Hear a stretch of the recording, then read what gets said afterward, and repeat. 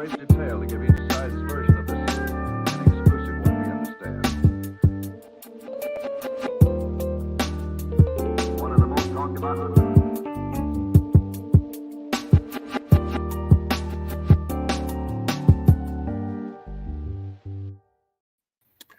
Hello, and welcome to PiFi number 93. It's hard to believe. We're closing in on 100. Wow, that's amazing. And I want to welcome Dr. James Segala. How are you doing? Very good. Nice being here. Our special guest for tonight, and our normies, Alexei, Novitzky, and Patrick Compton. Hello. Thank you guys. Thanks for coming. They fill in the intellectual property where I have none. And so, again, welcome, Jim, Dr. Jim.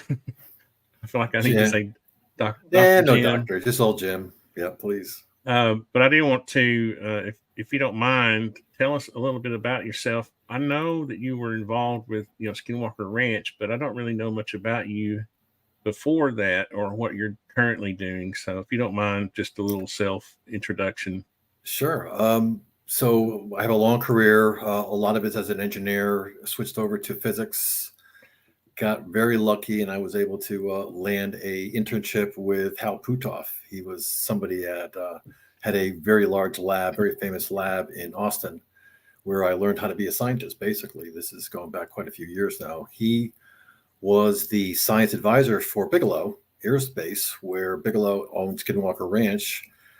And being that there was some weird things or some very strange phenomena happening on the ranch, Bigelow got in contact with Hal Puthoff and said, can you send a couple of scientists up here? We're trying to figure out what the heck's going on. So I got bundled up with a neural psychologist and sent up to Skinwalker Ranch. And at that point, that was my first exposure to what I would say strange phenomena. That's where I kind of cut my teeth on what was going on in the world around me that I really had no idea of. And, now that I've been exposed to this for 5-6 years now, it's like, where was I all my life? But it's actually pretty intriguing, and it's a good road to get there, having been trained professionally by somebody so good at this, and then ending up working with some really good people. What type of engineering work did you do early on? So I started out as a mechanical engineer, designing things for people and making things and doing all that kind of stuff. And I told my wife when when my kids graduated college, I said, I'm going back to school. I always wanted to be a scientist. So I went back, got my degree in physics, and specialized in high energy physics and also in biophysics. So it gave me the ability to understand what happens to your body when high energy particles hit it. And of course, cancer treatments and things like that. But when you start looking at the strange phenomena, you start saying, well, wait a minute, are there things hitting people's minds and brains that's changing physiology, that's making them feel these things? So I kind of had the right background when I went to Skinwalker, and it gave me the leg up on, things, trying to understand these strange things that were happening. What year was it actually that you first went to Skinwalker Ranch? So it was 2017. So in 2017, there was a report that there was a significant injury of one of the people that were on the ranch. And we were called in at that time. It was just after the person had been basically cured of this disease. It was horrible, almost like last rites type of thing. So we were called in about 2 weeks later. So we were actually in the point where the patient was actually recovering, but we had access to them, to all the people around them. And so we were able to pick up a lot of really good data before it kind of drifted off into the, as things get farther and farther away, you get kind of fuzzy what things are. But I think we got there really at the right point in time. What type of injury was it?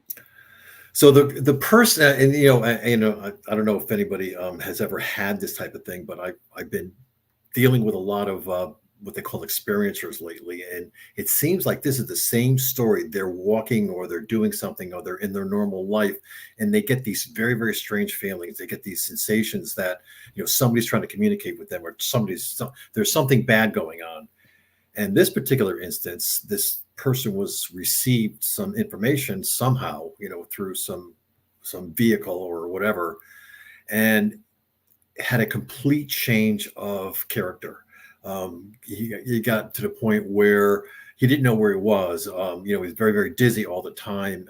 He didn't know who his kids are, didn't know who his wife are, very disorientated. And, started to have these episodes where he was very, very abrupt at one point, and the mood changes constantly. So this is very uncharacteristic of this person. Now that I know this person now, I mean, completely went back to this, but it was a kind of thing where this led up over a 2-week period. They started getting worse and worse. And then he started getting these incredible headaches that were, very sustainable, that went for days and days. So he then developed he got checked into the hospital at some point. He just gave up. He says, I got to go. So he went to the emergency room.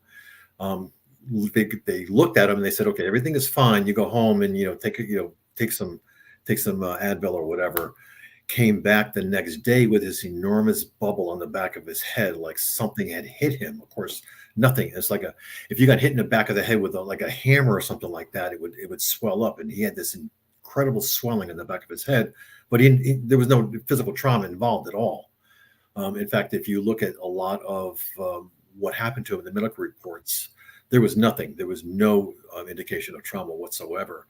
So he ended up in the hospital with this gigantic bump on the back of his head and all these other things that were going on. And the MRI actually showed that there was something going on within the gray matter that was very uncharacteristic of a normal person. And this person that is, late 20s, so perfectly healthy, never had a thing. All of a sudden, this strange event, but it all started when they received some information from something. So there was an experience that happened. He had some sensations that went on. And so that was what scared everybody. They said, you're working on Skinwalker Ranch. You're doing this thing to Skinwalker Ranch. You had this event.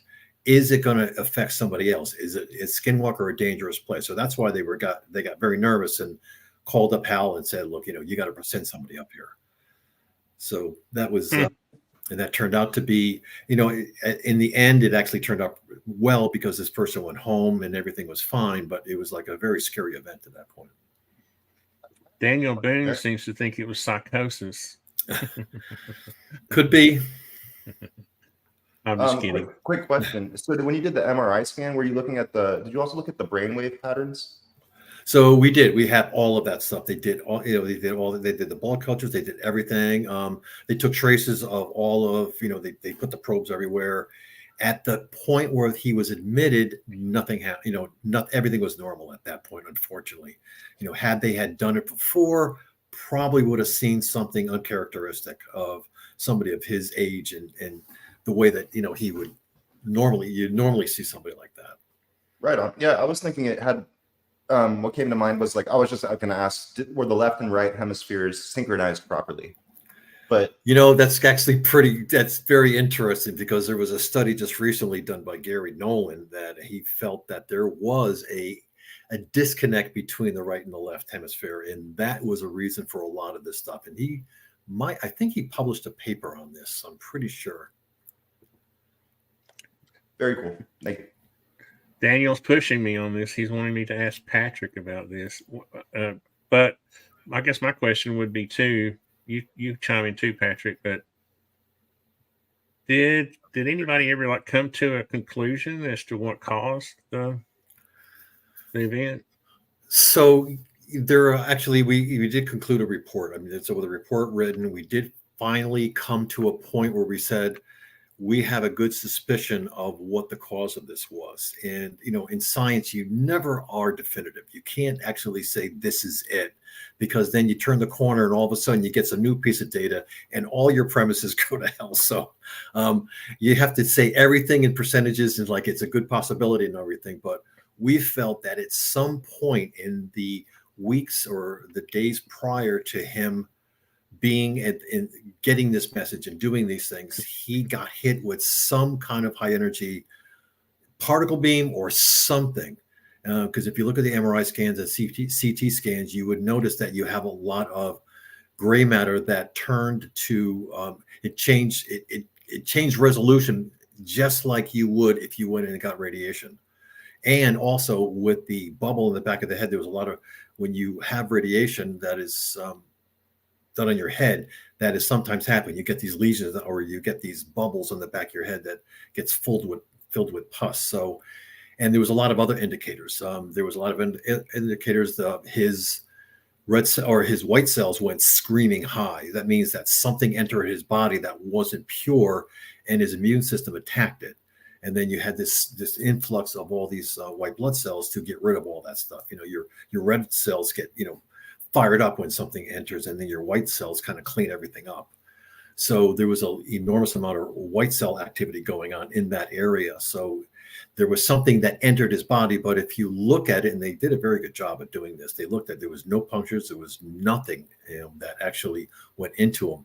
So you say, well, is it something that is like, it's something that it penetrated his head, but it was not something that was matter. So could it have been electromagnetic energy, or could it have been something that, of higher energy than that?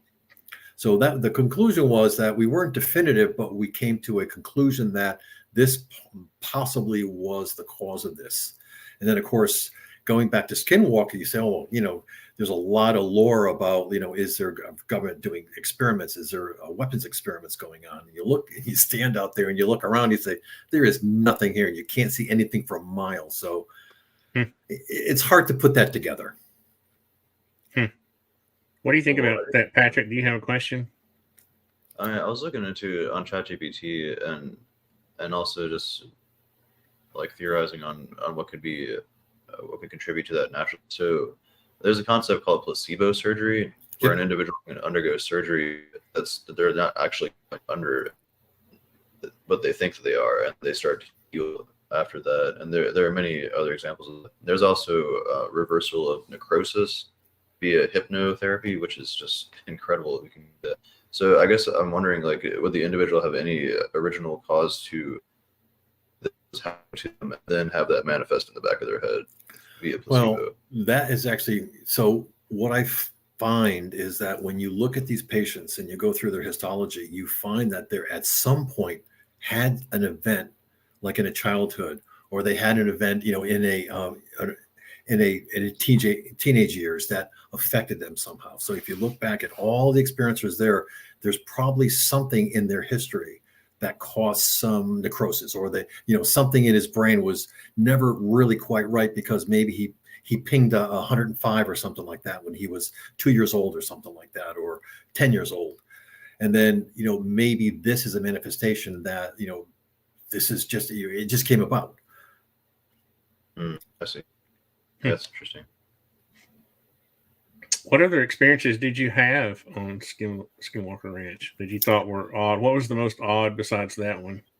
Oh, we had a cow actually pass away. That was something that was quite eye-opening. There was an incident where we were all, doing our thing, looking at some research data or something like that, and some people came in and said, there's a cow that's dead in the field. Now, that's normally not something that happens. This is a young cow. It was very young.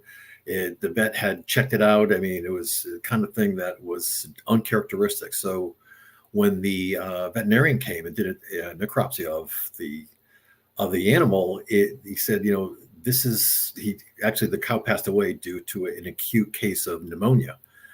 And pneumonia is something that's always in our system. Right? You have pneumonia. Everybody has pneumonia, the bacteria in their system. It's just that when your immune system drops to a point, that's when it starts kicking in. And that's why doctors, are so worried about that when you're in the hospital and things like that. So the veterinarian felt that there was some stressor that happened just prior to that made the animal immune system. Of course, when you're nervous and you're stressed and stuff like that, your immune system takes a dive. So that always happens. And you get the cold, you get a cold when you're stressed out. So this poor animal, suffered some kind of event. And unfortunately, it ended up that he got pneumonia and died. So and he speculated that there was some kind of he knows because there's power lines right there. He said there's some kind of RF type of incident. He's seen this before, where an animal will get very stressed out because of some RF in the air and just die.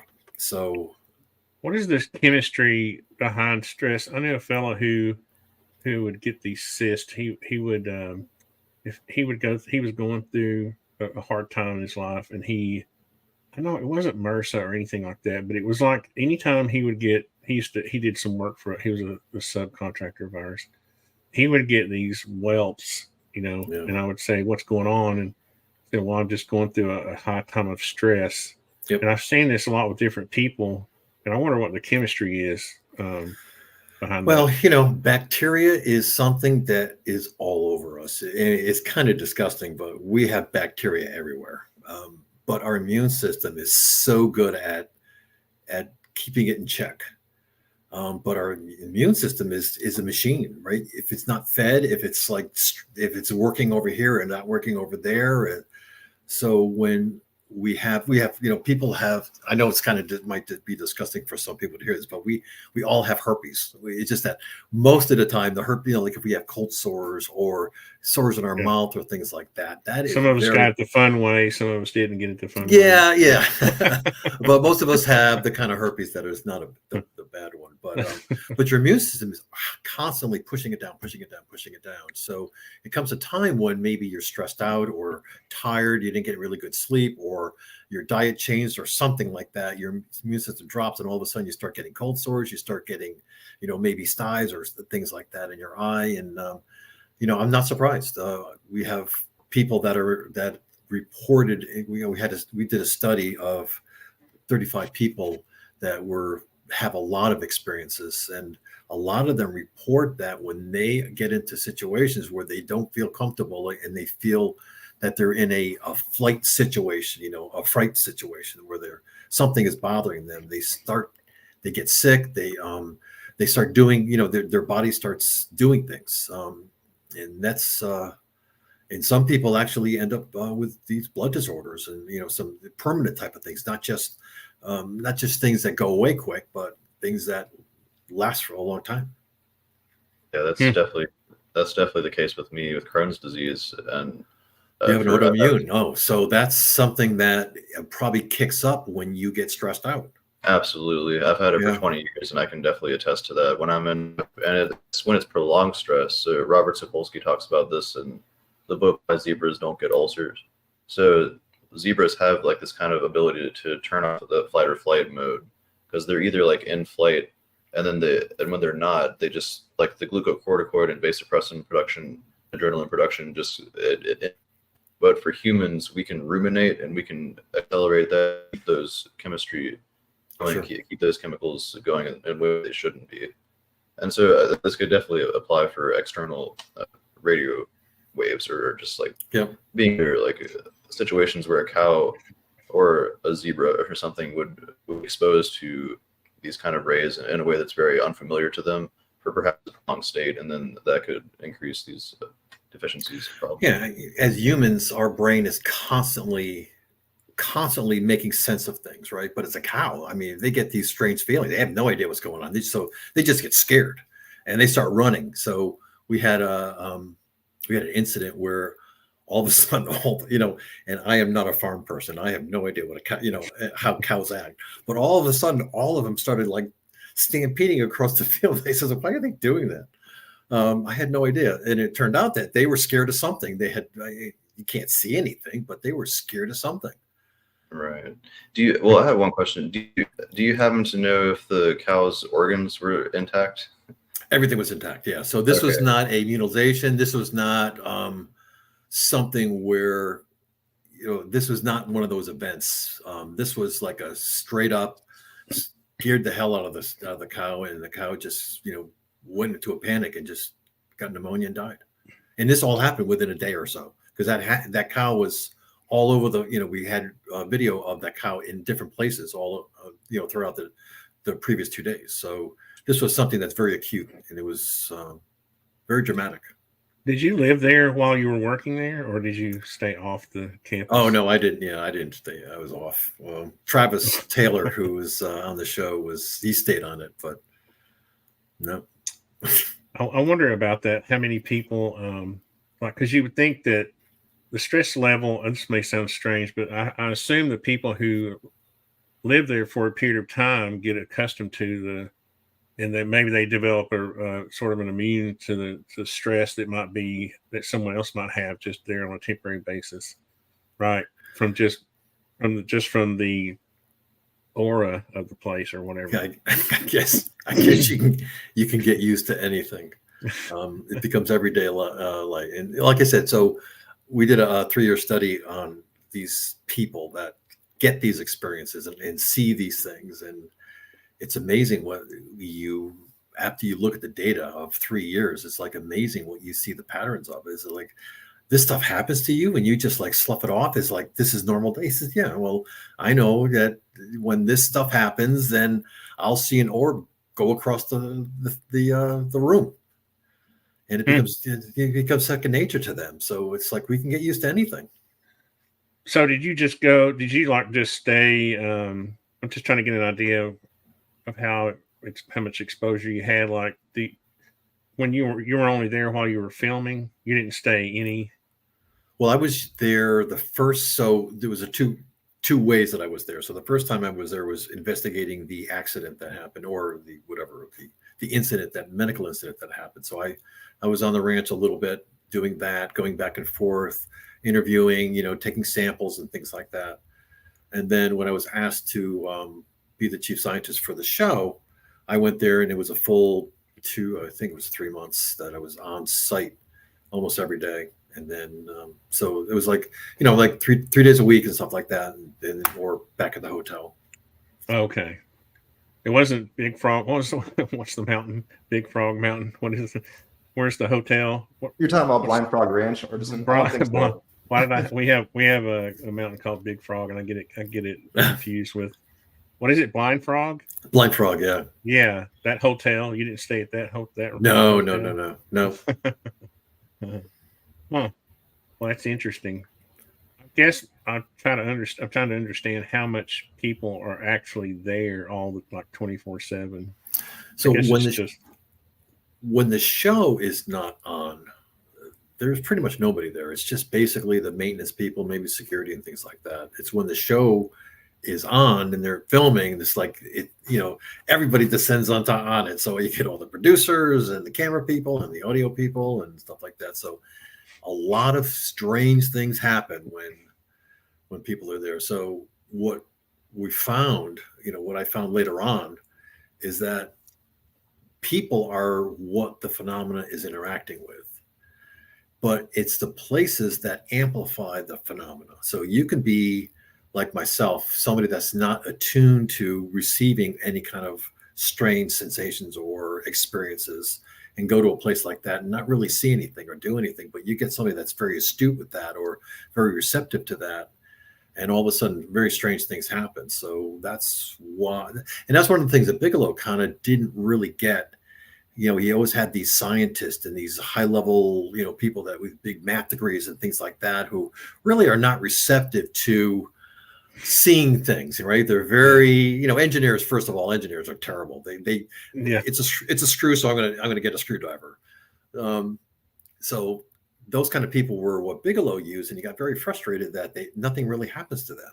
But now you start getting people that are not so left brained; they're more right brained, and they're very receptive and open. And now you start having some really crazy things happening. So that's. This is going to sound crazy too, but I've often wondered why. I mean, I live way out in the middle of nowhere in the woods, and I've had people come to my place and say, "Aren't you afraid of?" What is there to be afraid of? There's just raccoons and maybe a Bigfoot every now and then, But I almost wonder sometimes, and again, this is going to sound crazy. I wonder too if. Okay, look, you could call it psychology or you could call it spirituality. You call it whatever you want. But if you have, like me, I'm kind of a spiritual person. Sometimes I feel like, again, this is going to sound crazy, but I feel like just my attitude about spirituality kind of defends me, because I never have any weird experiences. Like I don't have anything that seems paranormal or anything like that. I could walk out in the middle of the woods and howl like to the moon and nothing would happen, But other people, like you say, seem to be more susceptible to it. I wonder. I remember when I was growing up, my mother. I grew up in the church, right? My mother would say, as long as you have these thoughts, good spiritual thoughts. She was very spiritual. Okay, that you would sort of you had like a cross around your neck. You had a sort of an invisible cross, and you would ward off the bad things in life. Of course, that was her trying to make us kids feel better. But I wonder if there's anything to that. Does anybody have any comment on that? Yeah, to me Jane that relates agrees a with lot almost to what Patrick was saying earlier about placebo effects, but not necessarily placebo effects, more collapsing of waveforms that allow matter to manifest in the way it does.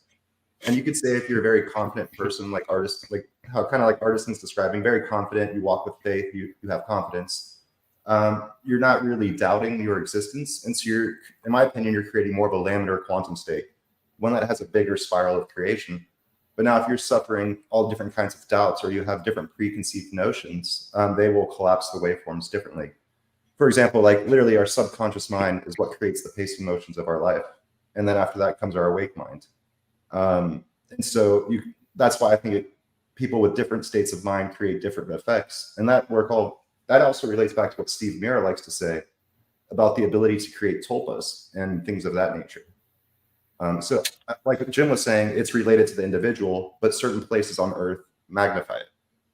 Sure. But it could be if there are beings, that we just can't perceive, it may be that they can perceive our psychological state, and maybe they, you know what I mean? Maybe it is sort of a warding off of, I don't know.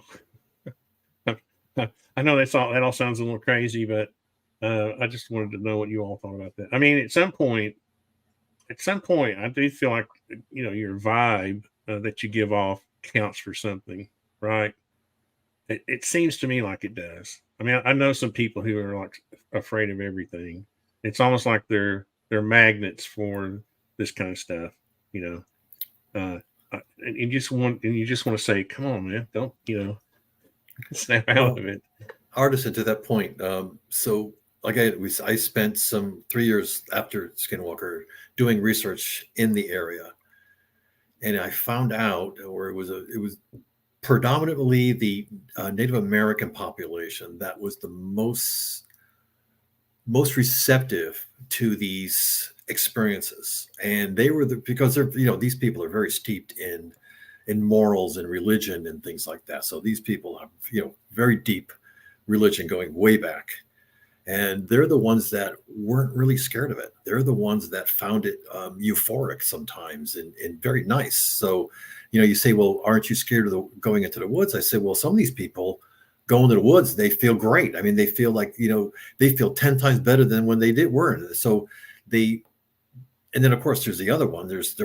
Sometimes it is sinister, but for I'd say half the time, these people look forward to going and being in a situation where they experience this phenomena. Patrick, I thought you had something to say. I didn't mean to interrupt you earlier. I just I mean, I did go ghost hunting a few years, or like maybe 25 years ago or something. I definitely saw something, and my other friend that I was with saw the same thing. Although there's the problem of like and projecting what you see, and then the other person kind of like says, "Oh yeah, it was that," when they may not have actually seen it.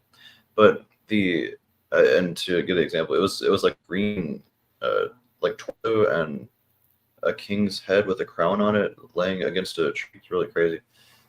So what I see with a lot of other stories, lots of correlation is people can see auras around, and you hear lots of reports of people seeing auras around other humans.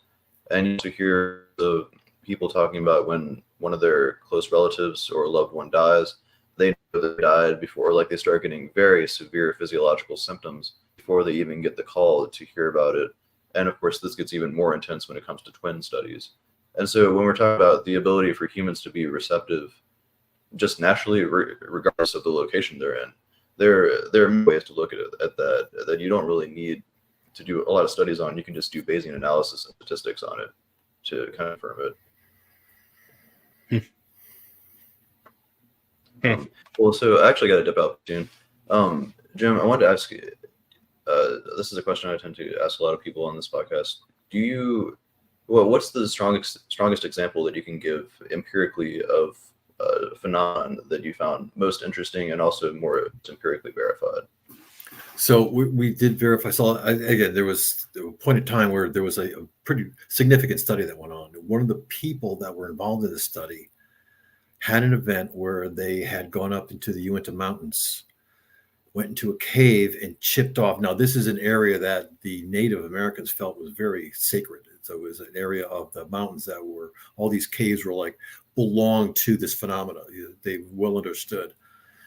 Went into a cave, chipped off a part of the crystals, brought it home with them. And at that point, from that point on, they had these incredible, I mean, this is just a, well, I don't want to say that. It's not, it's a rock.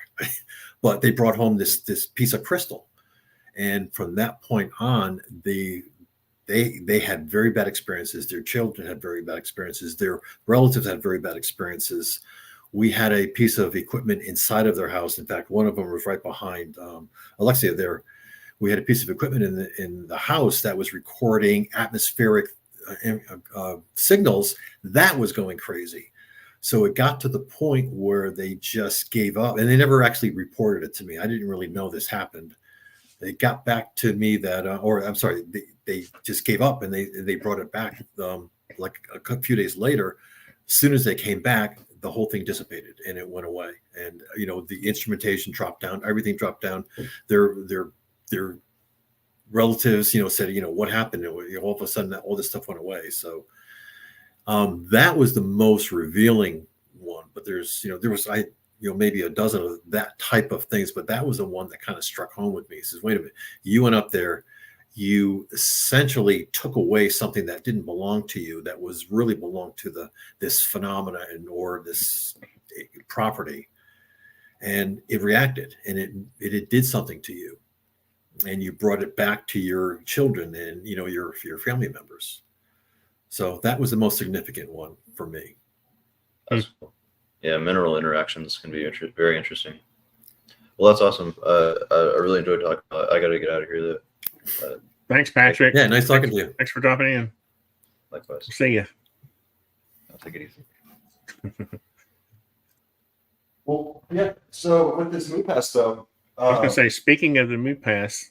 Speaking of MooPass, Jim, you've also been developing a website, right? And yep. Like we're working on releasing one to the public.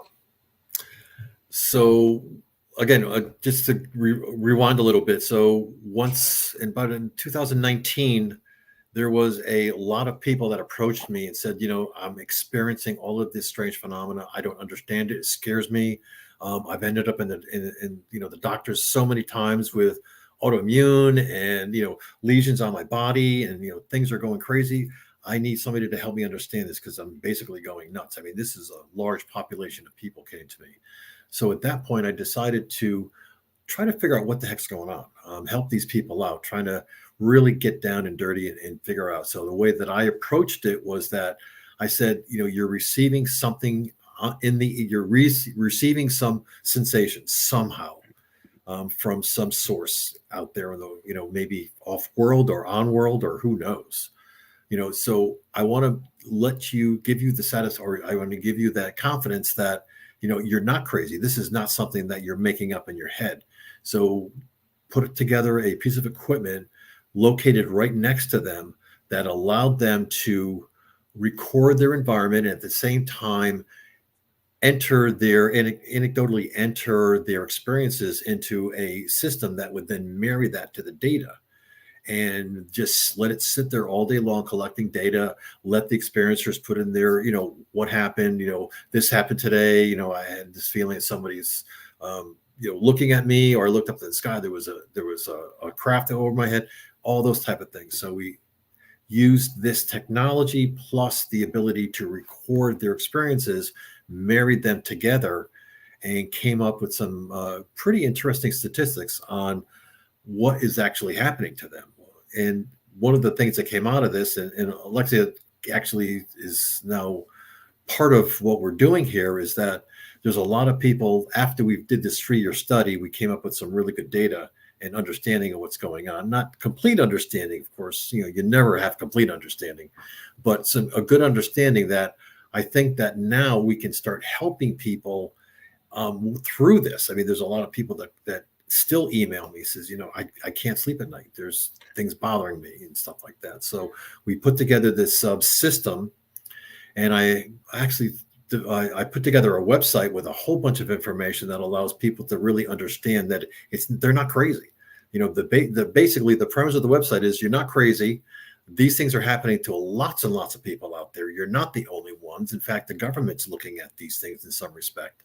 So don't think you're just, you're unique and having a hard time, but I want to help you, get through this. So I put some information on the site, some papers, I have all the studies on the site. So it allows people to go in there and really feel better about themselves.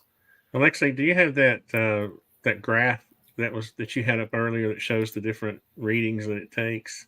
Yeah. I was going to get Jim to talk about what the different readings are. Well, I just wanted to say real quick. So basically, Jim and I met like a year and a half ago at Blind Frog Ranch.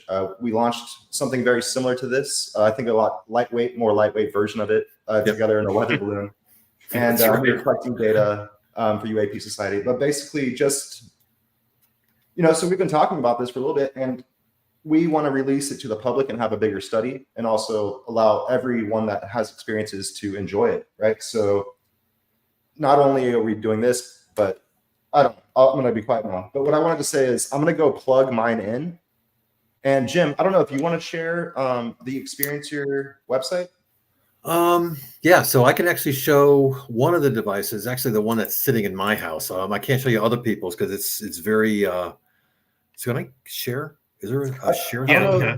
Do you mind if I open up the Experiencer data? Oh, you can actually open that up and you can show it yourself. I don't need to do it. Yeah, I'll show. That's what I was asking. You can show mine, in fact, if you want. You can show mine. Okay, so we can show the two different ones, at least mine and yours. Yeah. And then there's another one that's out there that you could show, but I think that's it doesn't show GPS coordinates or anything like that. No, nothing. Yeah. There's no data whatsoever. Yeah. You can't tell who it is, what it is, nothing like that. I'm gonna go plug mine in. I'll be right back up in like 2 minutes. Okay. So he was showing me the graph before we went on the air, before you joined us, and it was showing, I think I remember gamma ray, I guess, readings, and what were the other? So what I did is I picked the signals that your brain is capable of interpreting and turning into sensations. So radiation, obviously, gamma radiation, obviously, electromagnetic energy or microwaves. Microwave is all around us, but sometimes you get these big spikes in microwave, and you want to know that that happens. And it's very prevalent in people that when they do this, they get these like weird sensations. The hair stands up in the back of your head. The cow had a problem with that. So we measure gamma, we measure microwave. We also measure the acceleration. So there's a lot of vibrations going around everywhere. Sometimes vibration can affect you and make you have sensations. So in the magnetic, believe it or not, the gravitational magnetic north is something that really can mess with people. You think about all the migration of the birds, right? They really rely on the magnetic fields of the earth to do their navigations. And we get used to this stuff. And sometimes when it changes a little, if there's some coronal discharge from the sun, sometimes it has a little bit of tweak in it, and you can read it on this instrument. Actually, our brains get messed up a little bit, and people feel weird, and so that's not an unheard of thing. So what we're trying to do is record all the things in their environment that could cause them to have these experiences, and then at the same time let them put in all their anecdotal information for that particular moment and marry those together to show that I think that what you tell these people that it's very possible that what happened is that you have these signals come from the outside and it caused you to have these sensations. Not saying it's a bad thing or a good thing, but at least it gives them the ability to say that, well, it's not completely made up in my head, because that scares the hell out of people. I want to get one of these. I want to purchase one because it's kind of a funny situation with me. I live way out in the middle of nowhere, but there is a rock quarry nearby. And I've asked them, and I've bought some stone from them before, so we're on friendly, terms. But the last time I talked to them, I was like, are you all blasting today? And they were like, yeah, but you shouldn't be. Like, it's almost like they knew what I was going to ask them. And you shouldn't be able to feel it. And I was like, well, I'm pretty sure I'm sitting at my desk and I'm hearing this, feeling this little. How sensitive is the accelerometer? Would it pick up? Yeah. So yeah, it will, because earthquakes are P waves, right? P waves go across the ground. So, but when they blast, it's more down. Not sure it could do that. It could do earthquakes because I've actually had it in earthquake situations, or a little tremor from away, and it actually worked pretty well. But the accelerometer is pretty. You can tap on the desk, and it'll pick it up. Oh no, it would pick up this then, because I can feel it. I can feel it in the floor. Yeah, it'll pick it up. And in fact, they're just telling me my tiny house is not built well. So one of the interesting things that happened is that when I had these, I had like 35 of them out there, but there was a grouping of maybe 4 or 5 that were in a particular area. And what happened one time is that one device that was maybe 20 miles away had a sensation, had an acoustic sensation. And then a few minutes later, or a few seconds later, the next one had the same sensation. And then a few seconds later. So it matriculated from an area, and it actually showed that it was traveling through that region of the Uinta Basin.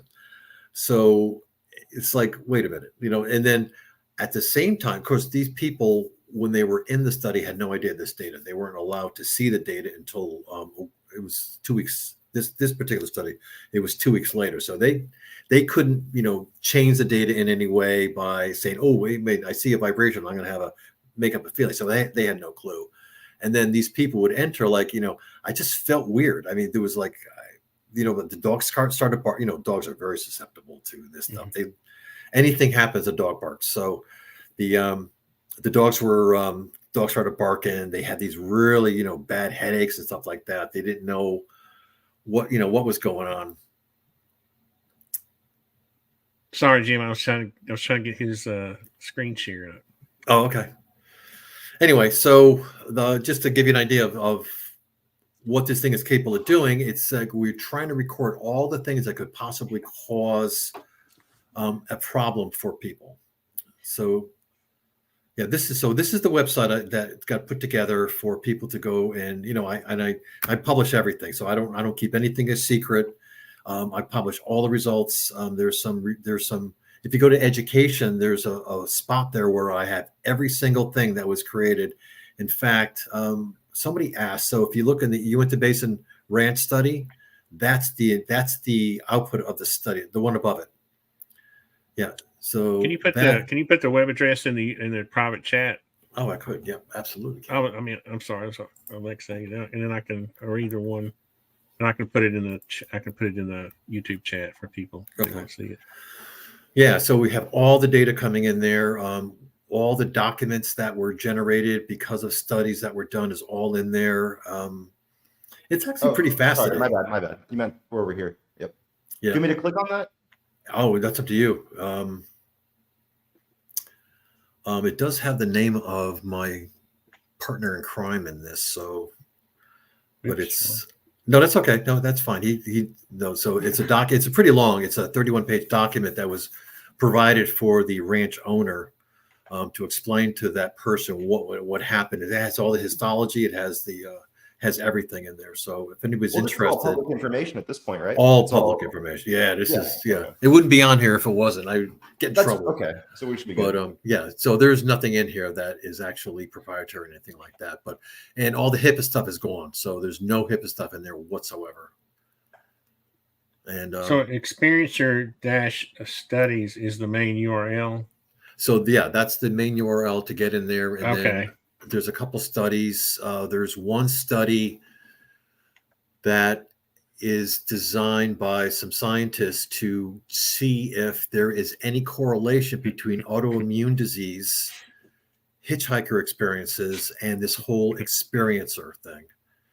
I know that there is, I've seen a lot of autoimmune disease after somebody's had an experience, going back and saying, okay, well, now all of a sudden I've got these autoimmune disease.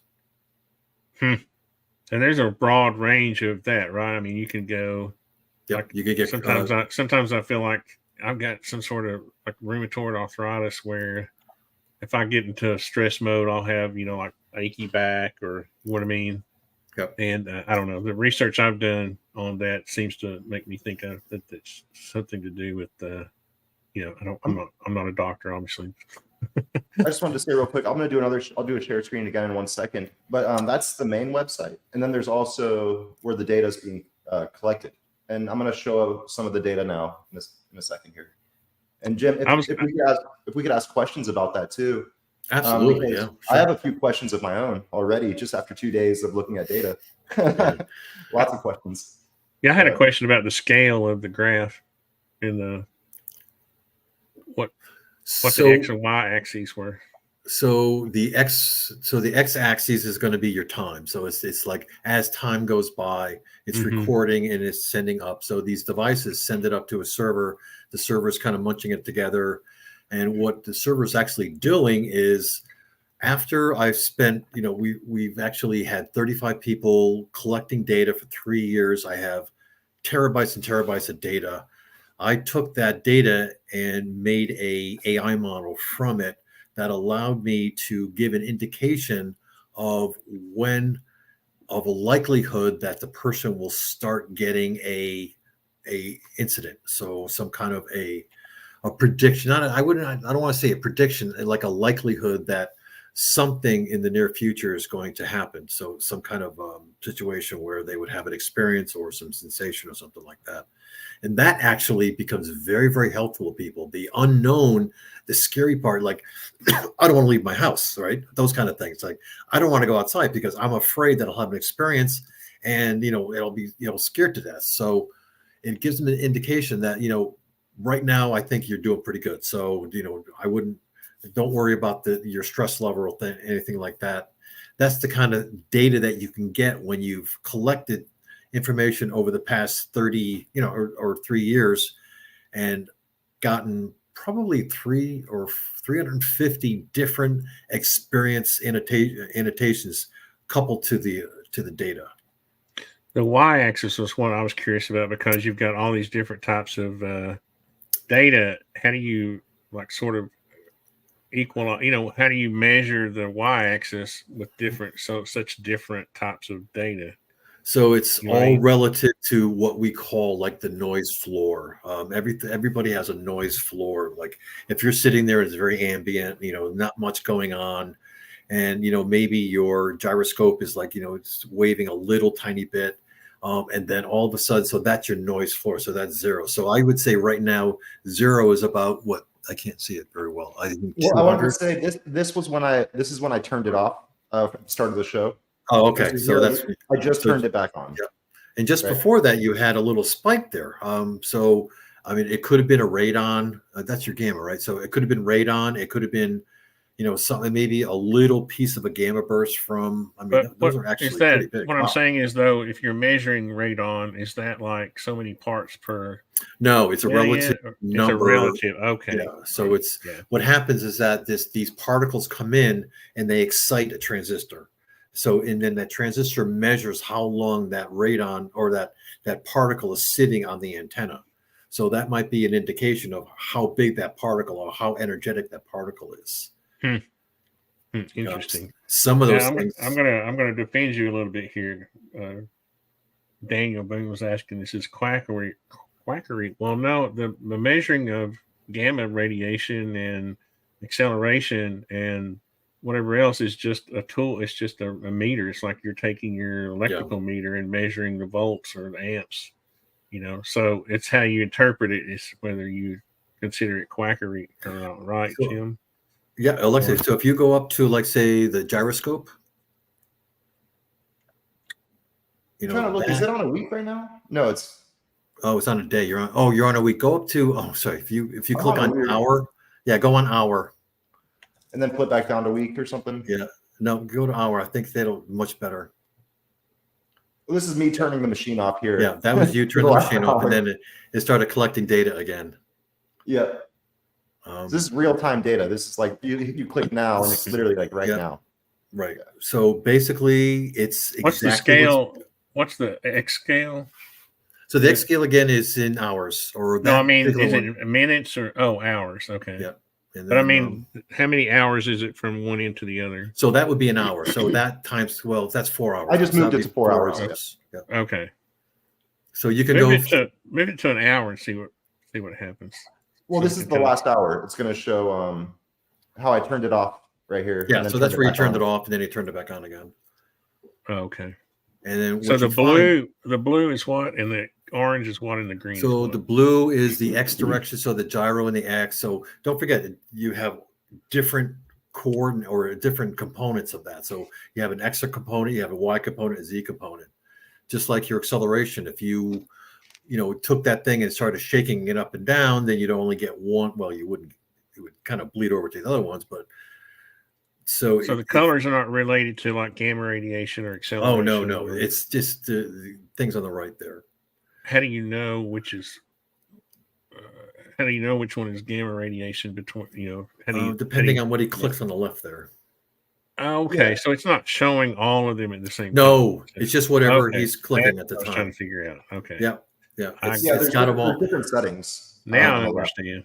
And the whole premise of this is not for people to look at it. They shouldn't ever see this. The idea is for the data to be collected while they're entering. So if you go over to the events tab, so they actually go into this tab and they can actually go and enter, like today at 4:00, I had a premonition, or I saw an orb, or, I felt like I was being looked at, or somebody was watching me, or I had tinnitus or something like that. So that's where they would put that information in. I'd And rather. then, So or if I purchase one of these, I can't see that the person who has. no, you can. I mean, you have the ability Okay. to do that. Okay. Yeah, so you have the ability to look at it in real time if you want, but the data that comes from it. In fact, Alexei and I had a conversation about this the other day. The data that's coming in might get skewed if you know in advance what the signals are. So we like to keep that away from you, let you answer honestly what's going on, and then we can then. I think I'm. I mean, honestly, I think I'm an objective person, and what the reason I would be curious is to say I know that the quarry blasts at 3:00 on Tuesdays. I would be at the computer at 2:55 or whatever, and I would see if there was a reaction on the accelerometer. Yep. And I don't think there's anything wrong with that. Oh, no, not at all, not at Yeah. all. It's just that when you're trying to do artificial intelligence, the problem is that you can skew the data very easily by having some bias. So if somebody knows that they should be getting a reaction, they'll have a reaction. Well, one of those. You're not training your AI on the fly with this information, are you? Yes. From this really? point, yeah. So we did it for 3 years, train the model. Now anybody that now hooks up to the system, their data flows into it, and they get a isolated learning of what they're doing. So it says, based on your history, and you're in pretty good shape right now, or beware, or something like that. I just had a funny thought, Jim. You might not want to connect mine to the network, because I would be playing with it all the time. Well, that's fun. It's really meant for that. So that'd be great. One of the questions I had here is, what is the GPS data? Is that So the number of satellites that is? Yeah, one of the things that was very interesting when you are getting bombarded with some kind of external energy, your satellite connectivity drops significantly. So what you'll see is that when you get big spikes in your gamma, it's a very small antenna looking at the satellites, right?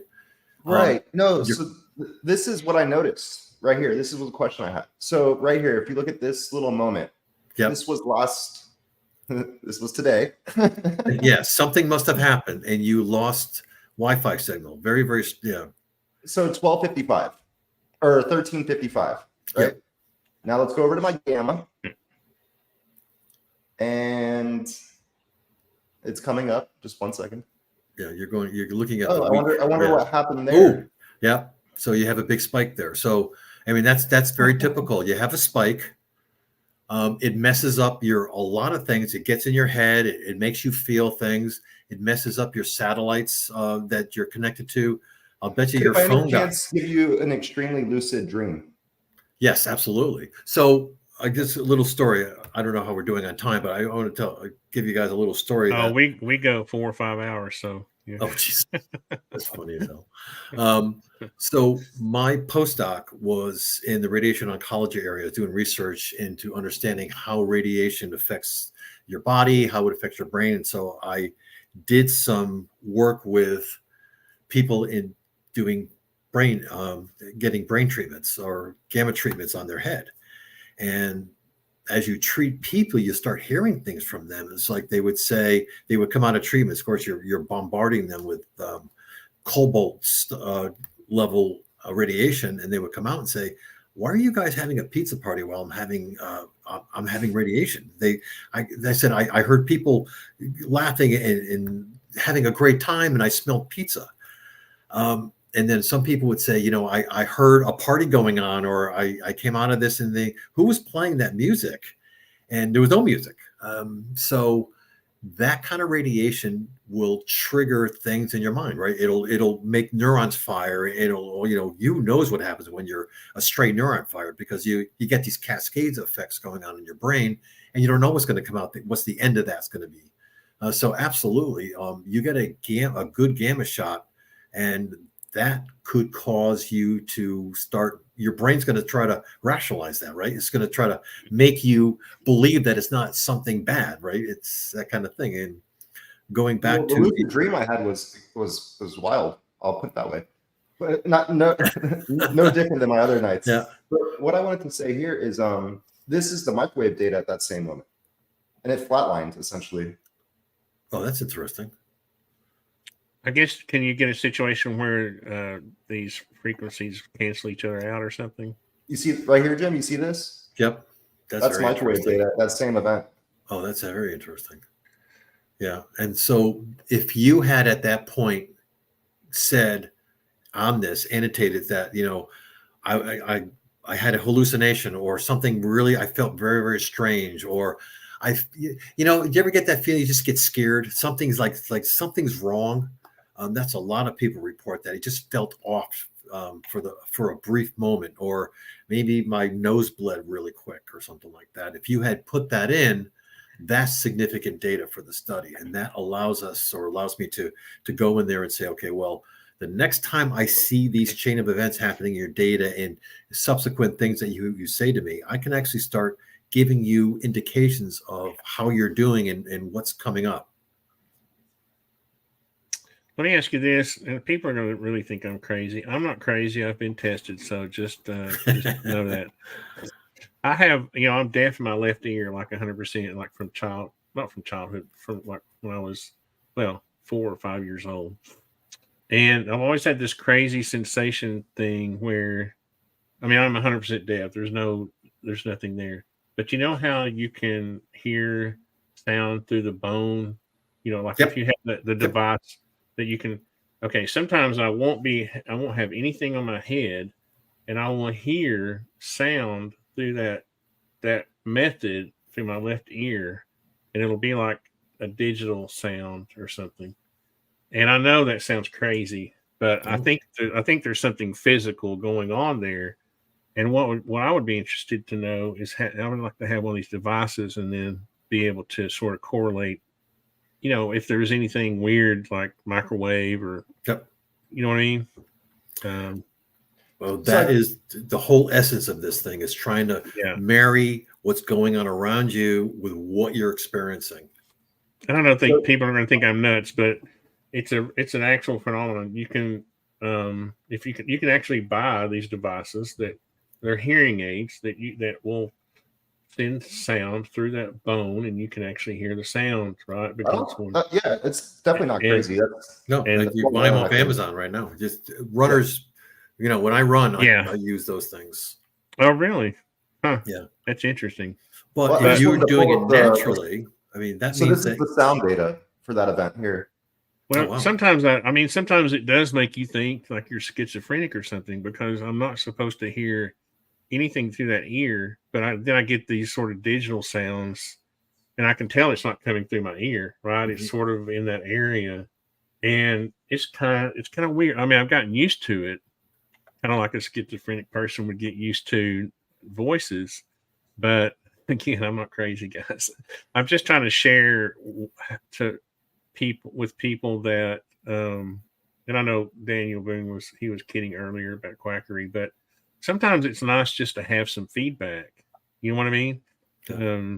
It would be cool if I knew that some sort of frequency, something that I couldn't perceive was causing that, because then I would feel less crazy. Well, that's the whole Yeah. idea.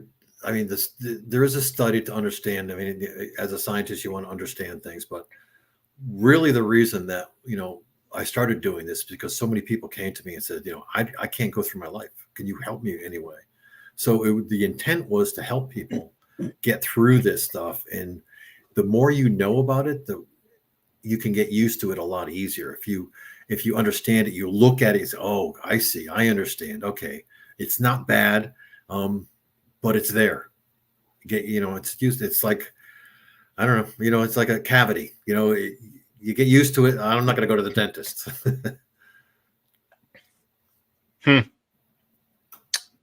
Yeah, I would be very interested in something like this. So, are they going to be commercially available, or how are you going to work? How are you going to work that out? Well, we offer them to buy, but I want to preface that is that we're not in this to make money. So the first ones that we put out there were all done. There was nobody paid for them, so they were all paid for by. I was lucky enough to have a sponsor in the early days of this who funded the whole thing. So a lot of the components that went into the 35 plus devices were paid for, and then I just gave them to people, and then after a while we would switch people and we'd send it off. But at this point, I can't afford to do this on my own anymore. So I'm asking people to look. I'm willing to get this device for you. We're going to put it together ourselves, but each part has a certain cost. So it's Right. like you can't.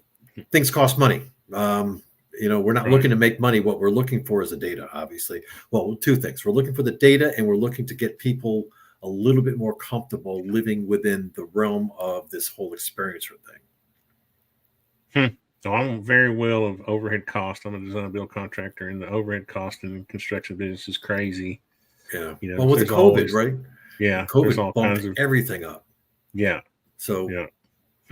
Everything is done at cost, so there's no real profits in there. Do you do sort of like what Sky 360 did, where you could like buy the parts and put it together yourself, or is this something that's too technically challenging for someone to do that? That's actually something I wanted to talk to you about that, kitting it and let somebody else put it together. I don't know. It's very possible we could do that. You might have people like me who are pretty handy, and also Alexei who are used to putting things together. I'm going to be helping put them together at first, but I like what you're saying, where potentially you could just send them the parts and they put it together themselves. Kit it, yeah. It's like a soldering kit, but if you want a pre-soldered one, that could be an option as well. Yeah, and then I don't really mind giving the parts list. It's like we're not making any money on the parts really. So the idea is to get people to use these to help them through their daily lives. That's the whole idea here. I mean, I imagine most people would just want to get them put together just to make sure they work, because I'm sure Alexei tests the thing before he sends it out. But it would be nice. It would be a nice option, and it would be like a show of goodwill or good faith too. Yeah. I think that would be awesome to do. But it's very interesting. And it's like, Daniel, like I said, Daniel earlier was kidding about the quackery. But again, these are measurements, physical, mechanical measuring, measurements you're taking from just like any kind of meter. You would be like a radon meter. I actually have a radiation detector. Okay. That I have because I thought it was. I love working in the concrete. Part of my business is we pour concrete walls and things like that. And I remember when I was younger, I heard this study that concrete emits a certain amount of radiation. Absolutely. Yep. And so I bought this radiation detector. Of course, it's not enough radiation really to, No, it's hardly even measurable. Yeah. So, very slow. Yep. it made me feel better. It's kind of funny. The radiation that we pick up are mostly from very far away gamma ray bursts. When they hit the atmosphere, you get a lot of these beta particles that come shower on us every once in a while. Some of it's actually radon from the earth just coming up and boiling up, and just every once in a while a couple of them get together and it's enough to trigger a spike in the device. So, but if it can trigger the device, it can trigger something in your head. Well, Daniel Boone came up with another good question. Infrasound, does it measure? So it does measure sound, but it measures sounds in the audio range. It doesn't measure anything like we need to add the infrasound detection on there. Remember, that's something that even on our show that Lou insinuated or alluded to, was that we needed to look into that. Remember, Alexei? He was talking about. Remember when Lou was? I was trying to get information out of Lou, and maybe it was in my first interview where I did it alone. What I find interesting with infrasound is that they're closer to the brain harmonics. Right, like brain 1 or 2 hertz. Yep. When it comes it's below like 600 hertz. What is it below? Yeah. Below 4 to 600. We can go from I think it's 20 hertz to. Yeah, really I mean the infrasound. Yeah, infrasound's anything under 20 hertz. I think. Yeah, it's very small. Okay. Very, very long wavelengths. Again, I don't think of sound on those terms because I can only hear like 1200. I think this the one that's in there goes down to like maybe 12 hertz is the lowest it'll go. So that's pretty low. In the infrasound range, I think, but it's not like not super low. Yeah, it's not super low.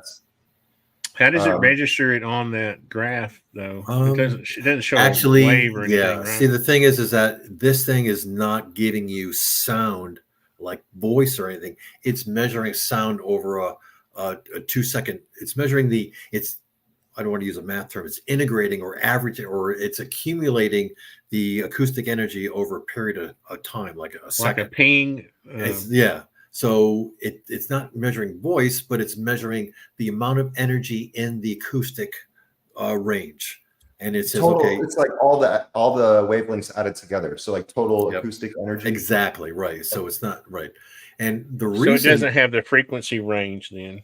Oh, it does. If you give it that range, if you have enough of it, it will ping it. I mean, right now, if you go to his and you clap your hands really loud, I'll go do that just for fun. What Artisan was asking more, so it doesn't actually tell you what frequencies. Oh, no. Yeah, okay. It doesn't give you the range of frequency. No, it integrates over all of them. You have some plugins that you're designing, right? So couldn't those potentially do that as well? Yeah. So the new device. So this device is another one. I don't know if you guys can see it. It's got a little bit more sophistication. It's got an LCD display. It's got plugins in the back. Oops, where's my camera? Plugins in the back where you can actually put in some added things if you want to do some other crazy, readings and stuff like that. But one of the things that we put in there is the ability to look at the electromagnetic spectrum and tell you what the ranges of the frequencies are, not just. See, right now, all we're reading is like you have a certain amount of energy in the E&M fields or your microwaves. And if you get this spike in this particular frequency range or this particular frequency range, it kind of gives you the same spike. But if you have this plug-in, you actually can tell, oh, wait a minute, that's in 1.9 megahertz, or that's or 1.9 gigahertz or something like that. So you can say, why am I getting this frequency in my house when I really shouldn't? Daniel's asking, do they measure infrasound at Skinwalker Ranch?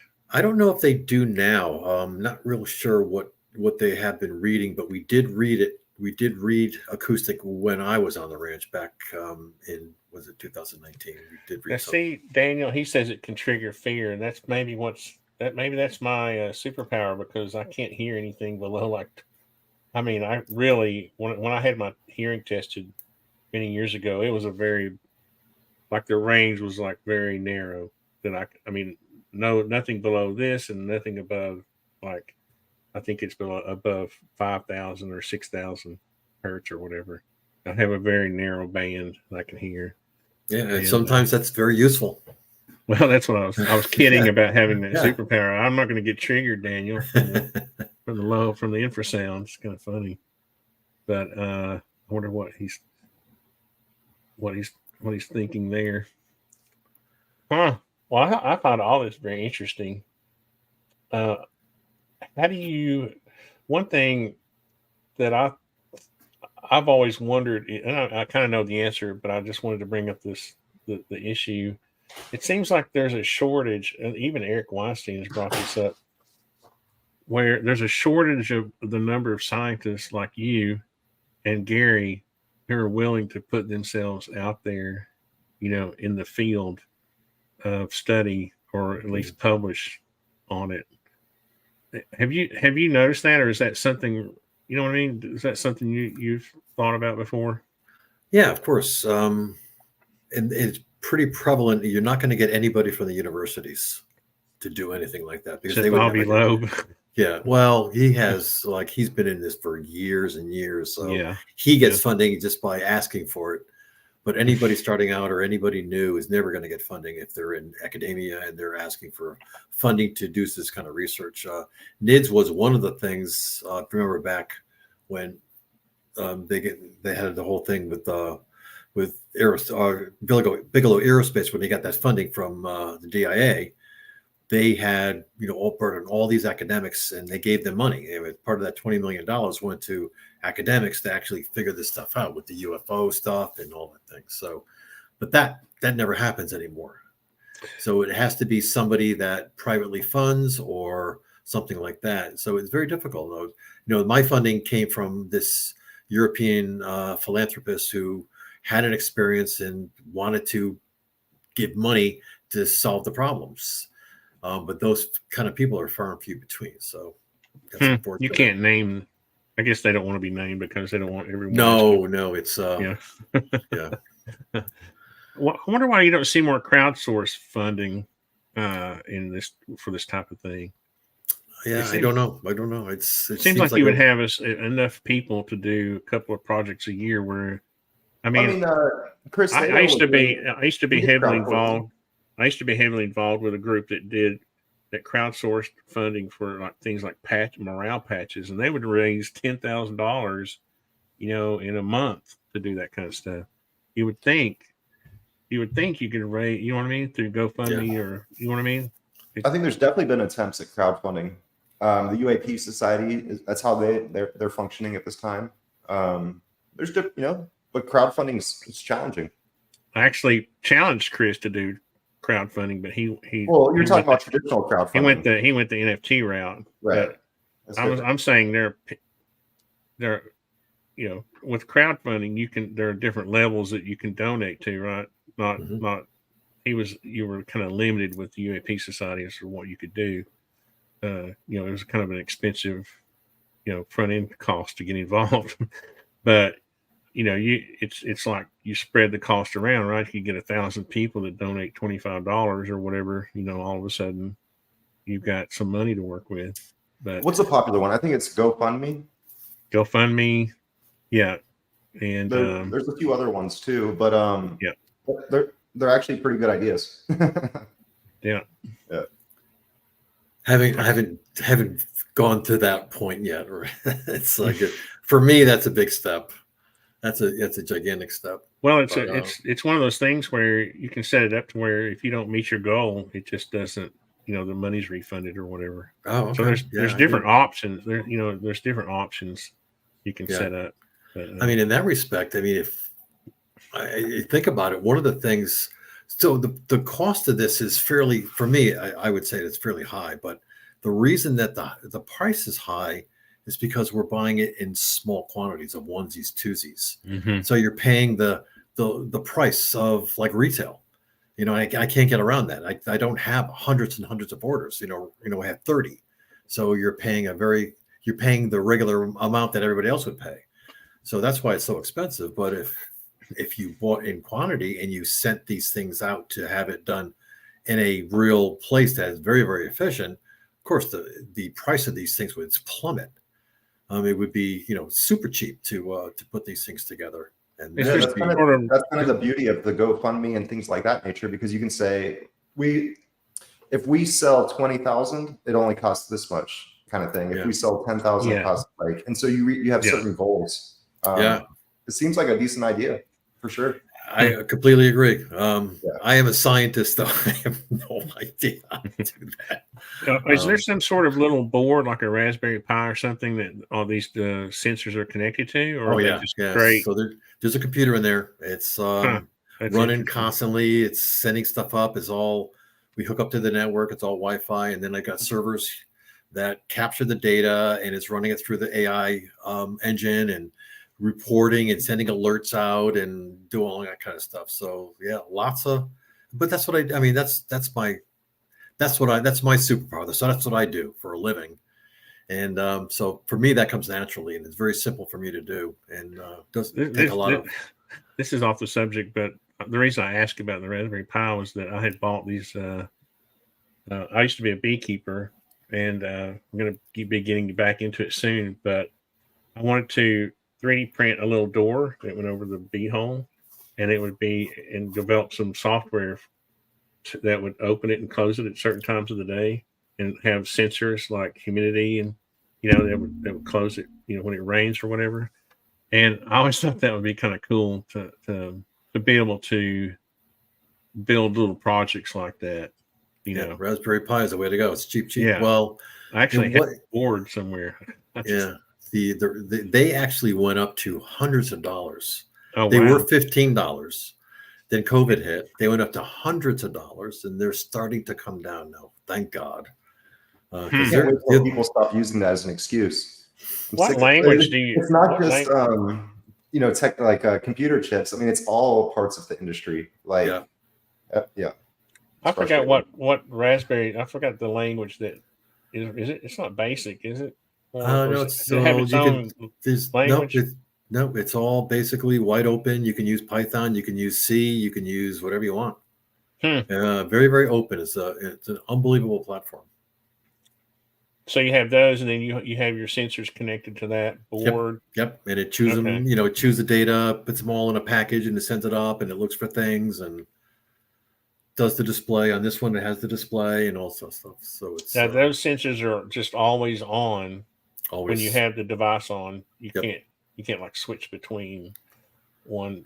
Yeah, that makes sense. Yeah, they're always, everything is recording continuously, and it's just sitting there and just collecting, and sending it up and chewing on it and sending out alerts. Even if it's not connected to a Wi-Fi signal or internet, it still collects data, and then once you connect, it'll input all the data. Yeah, it's got 30 gig of space. So if you unplug it and then you plug it back in again, it'll bounce it all up and stuff like that. 30 gig, that's quite a bit for such little a small data device. Yep. But so you can't have it save it on your local machine, or does it have to go to the? Well, you can so on our site you can actually go get the data if you want. So the data is your data. I don't have it's not proprietary or anything like that. So we allow people to download the stuff after we've collected it and done our. As soon as I run it through the AI model and everybody's kind of used it up, then anybody can have it. It's yours. Did you start your language model from scratch, or did you have a base? No, everything was done from zero. I'm gonna have to talk to you because I've developed a little module from my artistai.net website, and I'm not going to ask you to help with it. Don't worry. I'm not going to bother you with that. But I am curious to see. Right now, I'm using an API and an OpenAI assistant that you can configure, but you don't. The only configuration really you've got is like you can upload the text files that it can refer to. You're not really training it per se. Oh, I see. Yeah. And I want to try to figure out how to create one for a little project I'm working on. But sorry, I don't. I tend to pick people's brains when I have them around, and I know that's not being a good host, but it's all of this stuff is very interesting to me. The AI part of it, the sensors, the mechanical, the computer parts. I want to move the conversation forward just a little bit here now. So you could say that the whole MooPass that's out right now might be considered the phase 1 of your operation, or what you have in mind. Is there a phase 2 of some sort? I think we spoke about something before, but yep. So phase 1 was a learning just to collect the data, understanding what is going on. So the whole idea is that when you have somebody that has an experience, that has some sensation, is there something going on in the environment? So that was the whole idea of that, and to link the two. So at some point you could start making predictions to see that when you start getting signals in other annotations or other experiences prior to that event, can you make predictions? So that was the whole idea behind that.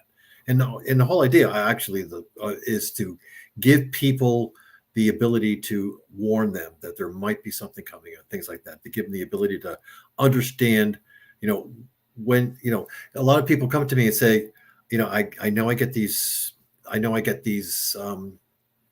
signals or these sensations, but I don't understand them. I want to understand them. But for knowledge of them and ability to understand where they're coming from, how they're coming to you, might give these people the ability to understand where they're coming from, how they're doing it. So what's interesting is that at that point, during that whole exercise, that was what we put together. Now phase 2, what I'd like to do is come out and say, okay, now I learned all these things. I have the ability to help you people. So phase 2 is like, okay, you guys can now take it. I'm still going to grab some of your data, but for the most part, it's to help the people now that are the experiencers get through their daily lives without being scared of going outside or worried about driving a car or things like that. And then on that note, I wanted to show you. So not only is this going to be what we're going to be doing from now on for the device, but this is going to be another MooPass device that you wear on your wrist that connects to the network as well. So you don't have to have this thing. You don't have to have a device in your house all the time. You can put this thing on your wrist and it'll measure not all the things. It won't measure game and stuff like that, but it'll measure a lot of the things, send it back. And then the same thing, you can tell me how things are going. So we have a watch version, and then we have a puck version that goes just sits in your pocket and just keeps sending stuff up and up and up to the server. What in the world? How small is the board in that thing? Tiny. Oh my goodness! Yeah, these are actually pretty. I think cool I like the devices. lava lamp version better. So- show that version that you've got again, Alexei.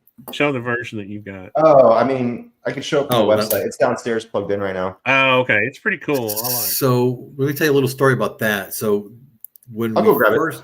when I first did that device, it was meant to go in the ground. So that's why it's tubular, to sit inside of a 2-inch hole, and you drop it down through the Ethernet cable. So you can drop it almost 2,000 feet into a hole, and it's got all the capabilities of measuring any kind of anomalous signals deep down in the earth and transmit those to the surface. And that was the original design. So the end caps you can hermetically seal those. You just glue them up basically, and you can drop it in water and it will survive. But when I got to the point where I said, okay, well, I want to give this to somebody, I said, well, why don't I just take that thing and put it in a little stand? So that's what I did. So although it can go underwater and you can put the caps on it and you can glue the caps on or seal the caps on, it wasn't really meant for that, to be sitting in somebody's living room, but it worked out pretty good. So most of the ones that are out there, or actually all the ones that are out there, are in that tube. And that's why they look like that, is that it was intended to go in the earth. In fact, Blind Frog Ranch has a couple that they're putting in the earth right, and for their experiments, and because they have a whole bunch of holes. You could see that there's a cap on the end of it. You just basically glue that, and you could drop it down, and it's the Ethernet cable it provides power over Ethernet, and so it's. I guess you take it off the stand if you're going to drop it down in a hole. Yep, You take the stand and you off cover. of it. There's a cover for the back of it that pops out. Anyway, but basically, yeah, it's got it's really simple. So you plug this obviously into your router, and then you plug this into your wall, And that's and it. it starts collecting data and sending it up.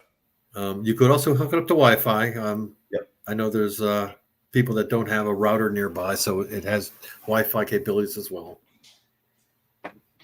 Anyway, so that's it's supposed to go in a hole. I'm going to say that version would be easier for do-it-yourselfer than the puck size, right? Because Oh, the puck size, yeah. These are you buy these, yeah. You just buy these, yeah. Yeah, you're going to have a hard time soldering the sensors. Yeah, somebody makes this, and the watch. So the same people that make the watch make the puck, and all I do is I have the software running on these things, and it just sends the information up. Collects the information because there's a whole bunch of sensors inside these things, and they just send it up to the server, and then the AI gets a hold of that. It doesn't have everything, but it has a good portion of what the device is supposed to have. So that's a good way to tie it in and provide, like you say, second options, right? Because you can't always carry around something like the one that sits on your desk. You can't always carry that around, but at least you still get some data. They're in their car, or something. They're shopping or whatever, and they say they have an event. At least this has the ability to record what's going on in the environment and allows them to, because it hooks up to a cell phone app, and then you do your smartphone. You say, okay, wow, this, I had this crazy, I'm in a store, and all of a sudden I just felt like, the whole. I don't know if you ever seen, pilots do that. They get this tunnel vision. The whole world starts collapsing. I have a lot of people say that, and that's the kind of thing that's like, why does your brain do that? And it's because of these. It could be because of these signals are coming in, and your brain has a reaction to what's going on. So this might be off topic, but I kind of have to ask. So as the Earth wobbles like a top, like a precessional cycle, it precesses, yeah, right. So it's pointing different ways in relationship to the galactic center. How would that relate to more or less gamma waves coming on to the Earth? Or radiation in general, or it really depends on sources. Like, where is the latest? Well, when I say latest, I mean we're talking about million light years away. But where's the latest gamma burst? Because when the gamma hits the atmosphere, it actually turns into a lot of beta particles. Like, it turns into crazy particles, I'll say, and that's the stuff that can really mess you up. So depending on where you're situated, like the paranormal Fitbit, I like that. So depending on where where it's situated depends on what it could be. Now, the sun has a lot of coronal discharge. That actually has a lot of, when that hits the atmosphere, a lot of crazy stuff comes pouring in. And so what I've noticed when it comes to human experience is obviously we have the different brain harmonies, and we also have something called the circadian rhythm. And so as we have our circadian rhythm, that's basically a function of evolving on the Earth, which is a function of orbiting around the sun. So our circadian rhythm is linked into you could say, changes in the background of magnetic energies and stuff like that. Yep. And that has a lot to do with, in a way, when we're looking at the sun, we're looking towards denser frequencies, and we're looking away from the sun, we're experiencing less dense frequencies. So I was just thinking that maybe that when the Earth goes through its precessional cycle, as half of it points towards the galactic center, it might actually influence our bodies and our brains in a different way than when it's pointing in the other direction. It could be a shield sometimes. It could put you in, right in the middle of it sometimes. Yeah, I completely agree. But honestly, the nice thing about having a device is that it's separate from your body, right? So the things you're talking about are things that you experience. This device would have its own experience. Right, and it correlates it too. Yep. Yeah. Yeah, that's the key. You want to, when people, I've seen people attempt to do this also, and they forget that it's the human interaction that's the most important ingredient. They just think, well, if I just take some measurements of the environment, then I'm good to go. But you can't relate it to anything. It doesn't work. I mean, I know that there's some people at Skinwalker Ranch, some of the people that actually were other seasons, they would just read the environment, and they would say, oh, wow, this spike. I said, what does that mean? Doesn't mean anything, because it's the people that interact with the phenomena. It's not the instruments that interact. It's the people that you're interested in. Because I like to think of it as like a telescope. You know how, like, when you're looking through a telescope, there's a lens and there's a focal point. And so the person is the focal point of all the energies that are coming into their experience that are creating their brain harmony. And so just because, and the other thing too is that our technologies are created by matter, obviously. So it's matter on matter, or matter within our dimension related to other matter within our dimension. And so that doesn't really help that much in a way. It does help, but it's limited to our dimensional layer. It's matter on matter existing within our dimension. Yeah, I completely agree. Yeah. So anyhow, what I'm trying to get at is that where you sit is a focusing. It's being focused to the experiencer, and then you have your body that's picking up on. So there's a lot going on, obviously. Yeah, I completely agree. And then people ask me, why are certain areas hotspots? So what the hell is a hotspot? And it could turn out that, and it has indications that when somebody that is very intuitive or has the ability to sense gets into an area, that's when it doesn't just happen to them, it happens in a broader sense.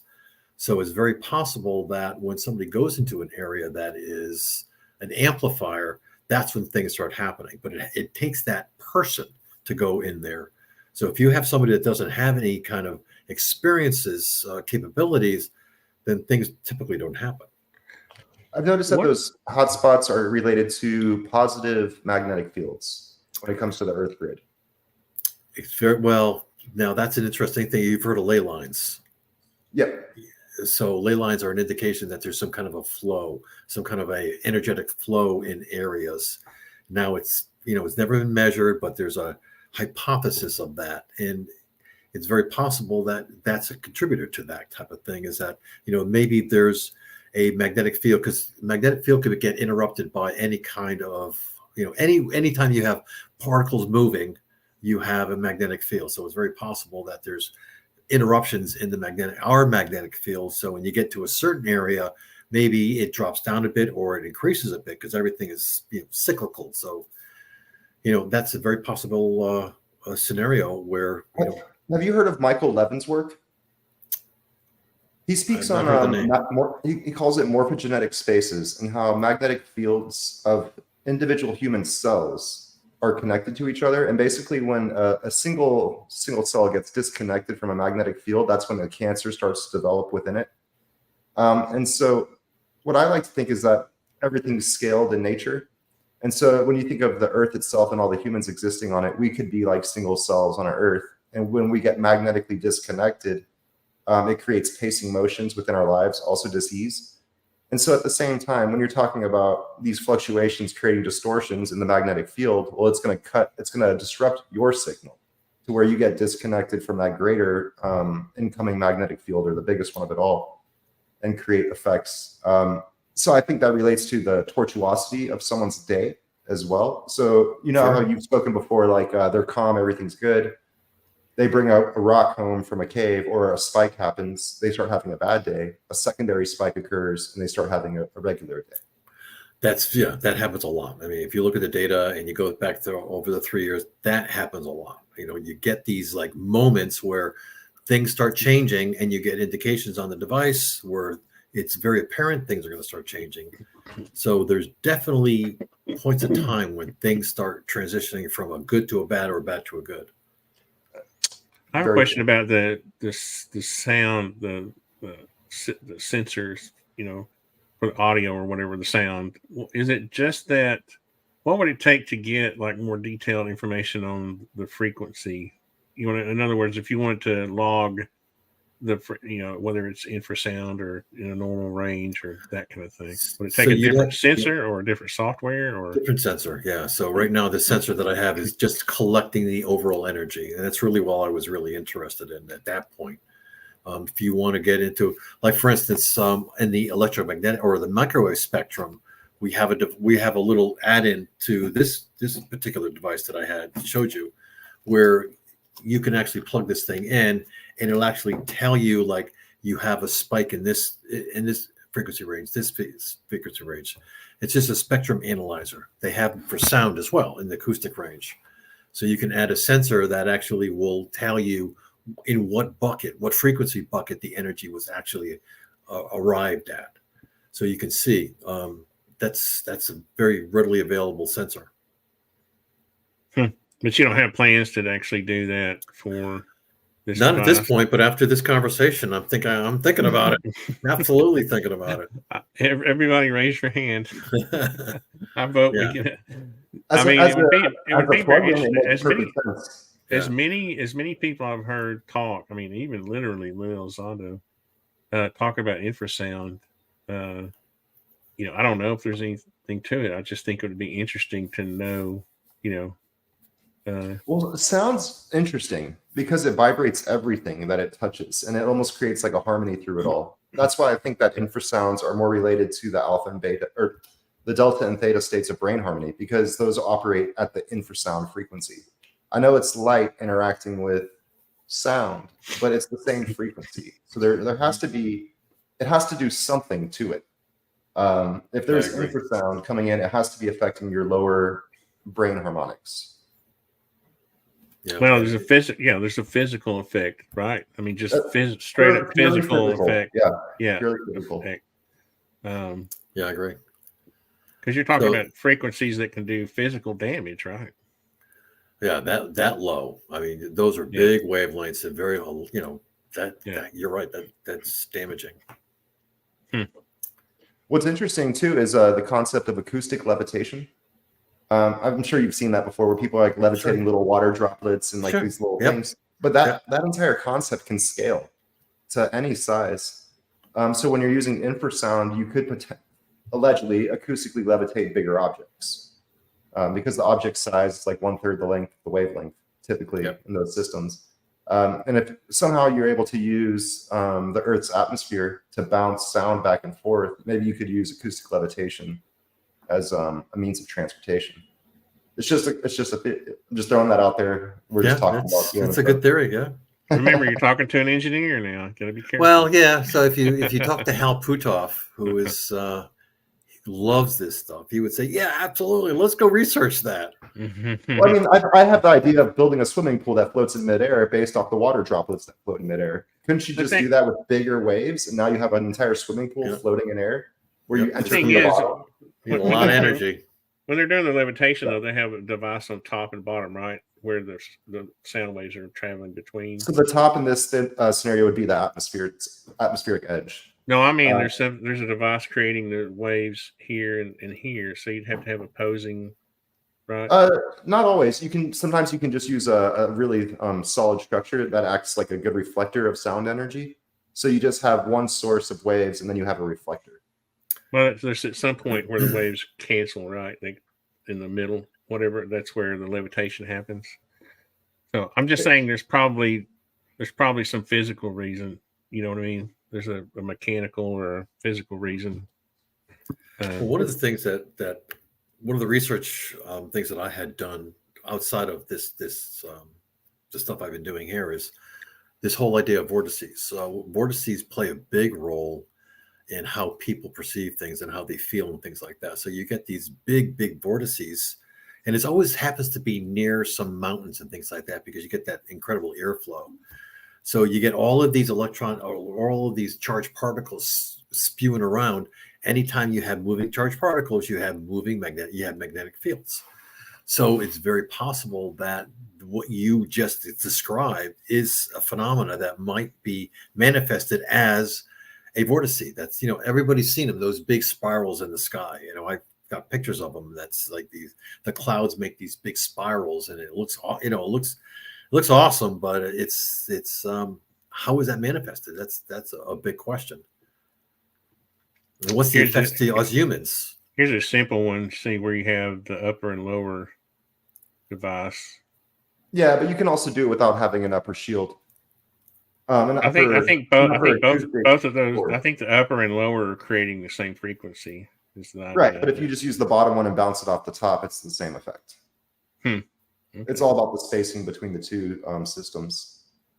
But what I wanted to say is the vortices, in my opinion, are huge as well, especially when you have the concept of an electromagnetic vortice, right? Because most people are familiar with whirlpools, which are made of water. Tornadoes are made of air. But we also live within the ether, potentially, which is, you could say, the quantum or the subspace flow. So I like to talk about, you could say, the vortices existing within the quantum foam, in other terms. But I don't ever say that. I just say vortexes of energy within the fluid of time, So it's like the same thing, and how that would distort human perception. Absolutely. Because if you have a point that's getting bigger, that's going to stretch everything out and create like an expanded universe, or at least a expanded relationship to the ether. And if you have a vortice that's big getting smaller, that's going to create a different effect. And so when it comes to experiencing beings or non-human intelligences within inner dimensions, you see that if you're existing within a vortice that's coming inward, you might be experiencing an outer dimension. If you're existing within a vortice that's getting bigger, you're experiencing a denser dimension. Sure. Yeah. Yeah. One thing people don't realize is that our neurons that fire these charged particles. Basically, they're these sodium ions, and these ions are flowing there. And anytime you have an ion in some kind of a changing magnetic field, you get things changing. So that's what the whole problem with this is that our brain is operating on the same machinery that nature's been using to do a lot of this all the vortices and anything that's happening. So ultimately, and this is actually, in my opinion, scientifically acceptable. It's vortice of energy, the human body, existing on top of vortice of energy, the earth, existing within a vortice of energy, the sun, existing within the galaxy, existing within something bigger. So it's vortice within vortice. And if now you're creating another vortice, what does that mean? I completely agree. Yeah. Well, the one thing interesting about this device, though, is it gets down to the actual right source of, you know what I mean? So you've got, I don't want to say lofty ideas, but this is a device that is actually sensing particular frequencies or particular types of radiation, or it's a very physical way to read. That's why I think it's a really good for mental health of an experiencer. Because you can just say this and that and this and that, but if you have true scientific systems and true scientific data to back up at this moment this happened, it starts to lend a lot of credence, you could say. And it's something that the average person can relate to, I think. Most people, the average person kind of knows what gamma radiation is and what, infrasound is, and they know basically what those things are. Yeah, and anybody that bought a house knows what gamma radiation is, or because they have radon. Yeah, radon in their basement, right? That's a big gamma. Radon is a big thing in Tennessee, where we have that soil types. So that would be interesting to have. Daniel was asking about the types, I guess, of the types of devices that Travis Taylor was using. What did he say? What were you talking about, Daniel? Daniel's always trying to cause trouble.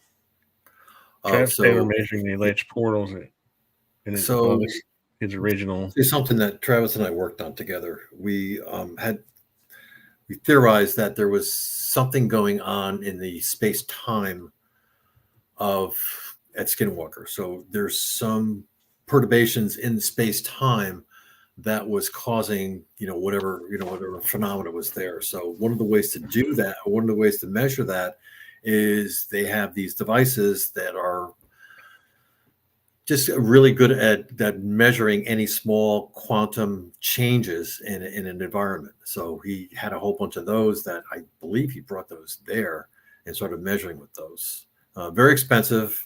I don't know if you ever heard of a squid. It's a quantum device that just measures just very, very minute changes in things. So I believe that's what he used. I'm not 100% sure, but I believe that's what. Like neutrinos. What do you mean minute? Yeah, very not very that minute. Yeah.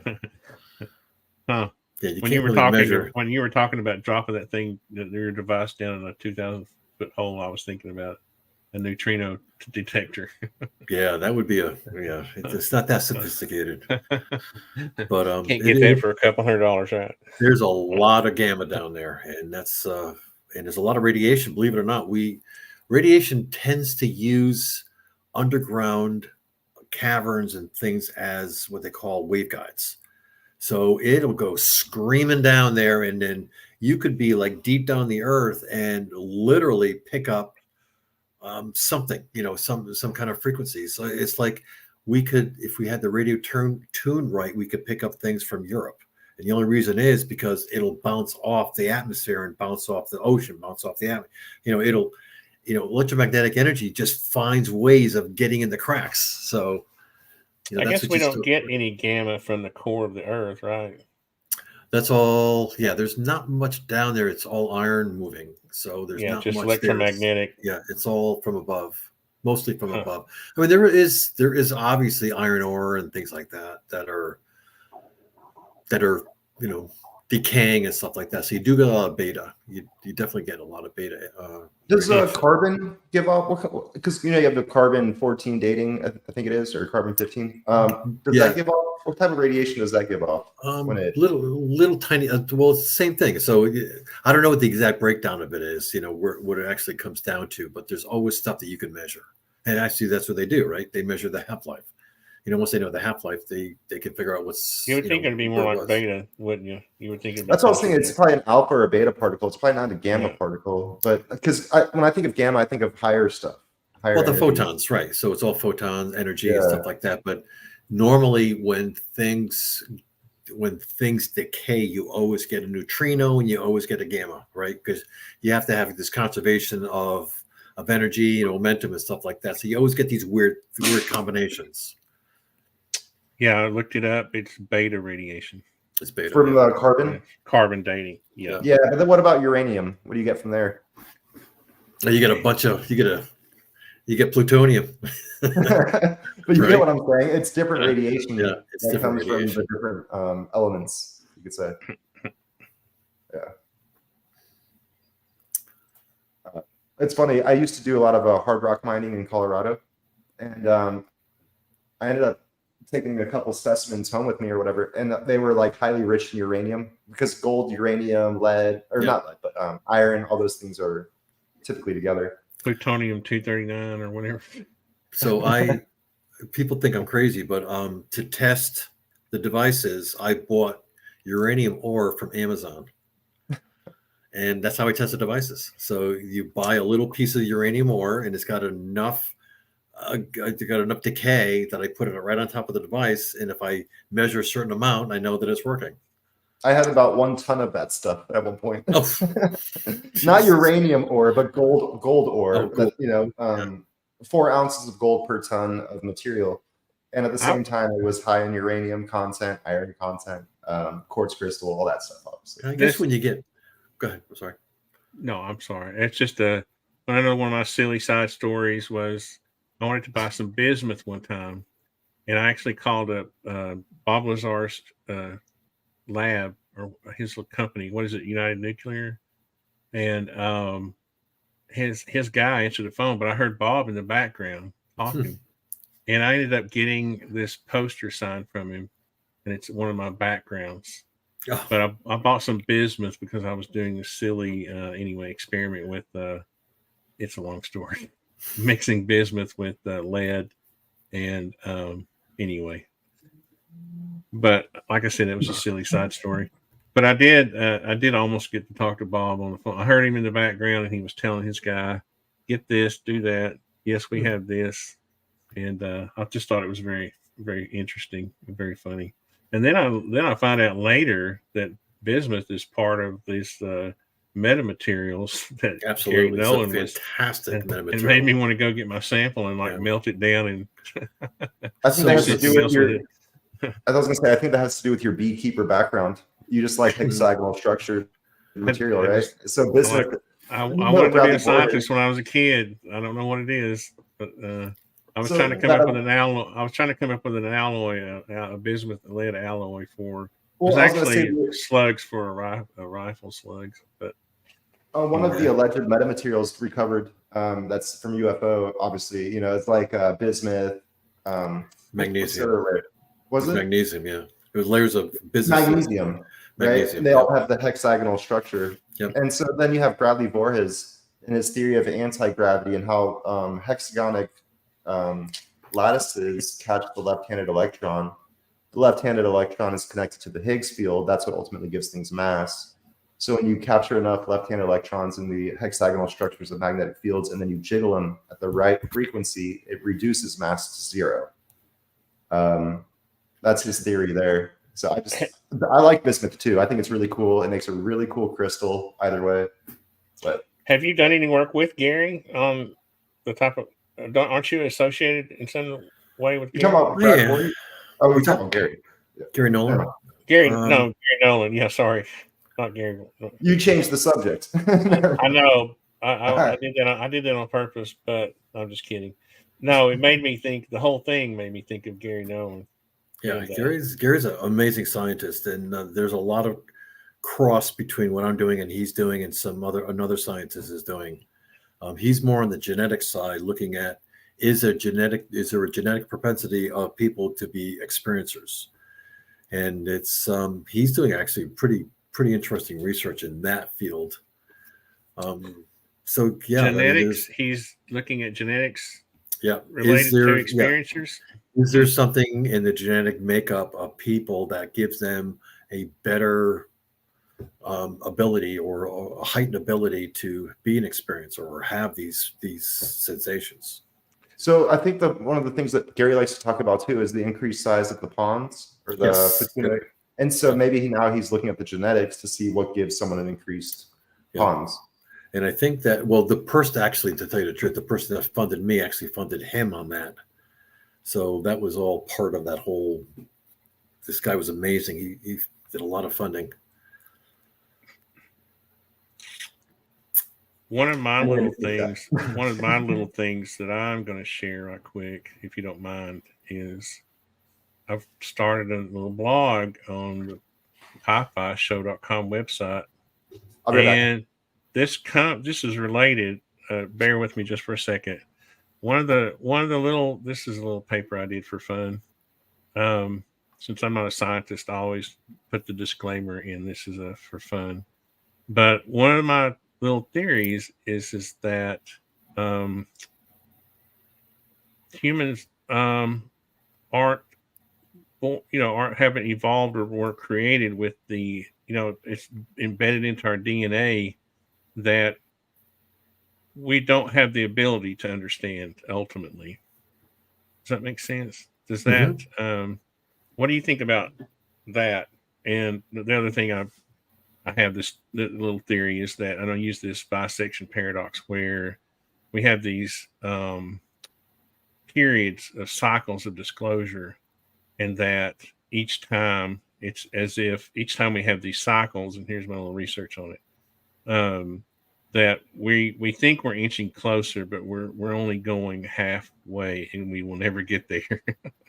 and part of it is that because of our inability as humans that we can't perceive, we don't have the hardware or the the mental. And I just wanted to get your. No, I think you're right. It's very possible that there are some of us that are inching closer and closer to be able to do that. And it's possible that, and that's what Gary was trying to find out. Is there something in your DNA makeup that gives you a better ability to sense that particular type of thing? And can you then put that, can you give that to somebody else? I mean, could you put that in a pill and sell it? I don't mean to belittle what he was doing, but that's kind of like the premise of that. If you can identify it, you can actually use that and enhance it and maybe mature it. But to say that, I think that experiencers, you say, well, why does experiencers have the most UFO sightings and contact and things like that? I think that is very possible that the UFOs are also sending out these sensations, and they're actually transmitters of these things. And so when a UFO flies over an experiencer's head, they're the first to pick it up because, well, they're attuned to that kind of thing. They're already there. They're meant to be looked at that. So their DNA has made them, or I shouldn't say their DNA, maybe some past illness or some early childhood illness has modified them. So, their filters are down, and all the crap that gets into an adult's head that makes them not believe things is down, and their actual real brain could start processing these things. So when that sensation comes, that's when they say, okay, Maybe it's a genetic thing, or it's a early childhood thing, or something like that. But Well, what and I find, Artisan, if I may, real quick, what I find go interesting ahead. is when it comes to mate selection of the human species in general. And earlier, Artisan was talking about he walks in faith, so he's protected. And in essence, that's more of like a harmonious spiral of energy. I could go a little bit. It's just to cut the question extremely short. It's interesting how people that are experiences find other people that are experiencers, right? Isn't that something that Gary Nolan speaks on too? How like people that have this genetic trait typically will mate with people that have that genetic trait. Yep. All right. So I got to tell you, about a year ago, I started having this idea that if an experiencer is a receiver, why can't an experiencer be a transmitter? Because every antenna in the world not only receives, but it transmits. So on the website, I almost finished designing a thing where if you are part of the study, you can have the ability to hook up with somebody else that has an equipment and see if you can transmit to them through the device or through them to the device something that changes their readings in some way. Because then if you can prove that, we're gonna do this live. I'm gonna buy one of the devices. I'm gonna have one. I was telling Jim earlier, I was like, Alexei's gonna have one, and we're gonna do a live experiment because that sounds like a cool idea. I was joking with Jim. We spoke the other day, and I was like, if you were to, I like that idea. Said that actually. If you give one to Artisan, I bet you it will ring every time he sends me an email. I'm gonna buy one. I'm gonna because I want to support the cause. I don't want to just get one. I want to support the cause. So but that's a I guess what I was going to say earlier was that since I was brought up in the church, I have sort of a spiritual background, but my theory always, if you read my little paper, always cater to evolution at the same time, because most Christians believe in a form of creation and evolution. We're not wackos, right? We understand science, or we try to anyway. And so the idea was that the creator built into our DNA. This is kind of strange, because it kind of goes along with what Gary's saying, or an option of this, a modifier on my little theory could be that, yes, we were created with, or we evolved without the ability, but at some point our DNA was modified. And a lot of people have that theory, right? I mean, that's a pretty common notion, but I honestly think we weren't necessarily meant. I mean, if you were, say you're just sort of a benign creator and you're just creating, the universe is an experiment. Well, maybe you don't want humans, becoming that advanced, right? Or maybe there's a limit that you're going to allow. You want to need them to expand to, or to understand. And maybe AI is threatening that, maybe we're seeing some sort of intervention or something, but I don't know. Like I said, I tend to go down rabbit holes pretty easily. In my book, it's called The Shift in Natural Selection. And it's based off of the differences of a materialistic point of view and a materialistic form of mate selection. Rather, like instead of mating with people that you connect to in hearts or in spirit, like almost like let's just call it experiencer connecting methods, right? You're connecting to people based off human delusions, like money, societal structures, things like that, positions of power. And so you have a diverging of mate selections. You have people that are more naturally in tune with the flows of space-time, and then you have people that are more naturally in tune with materialistic infrastructure.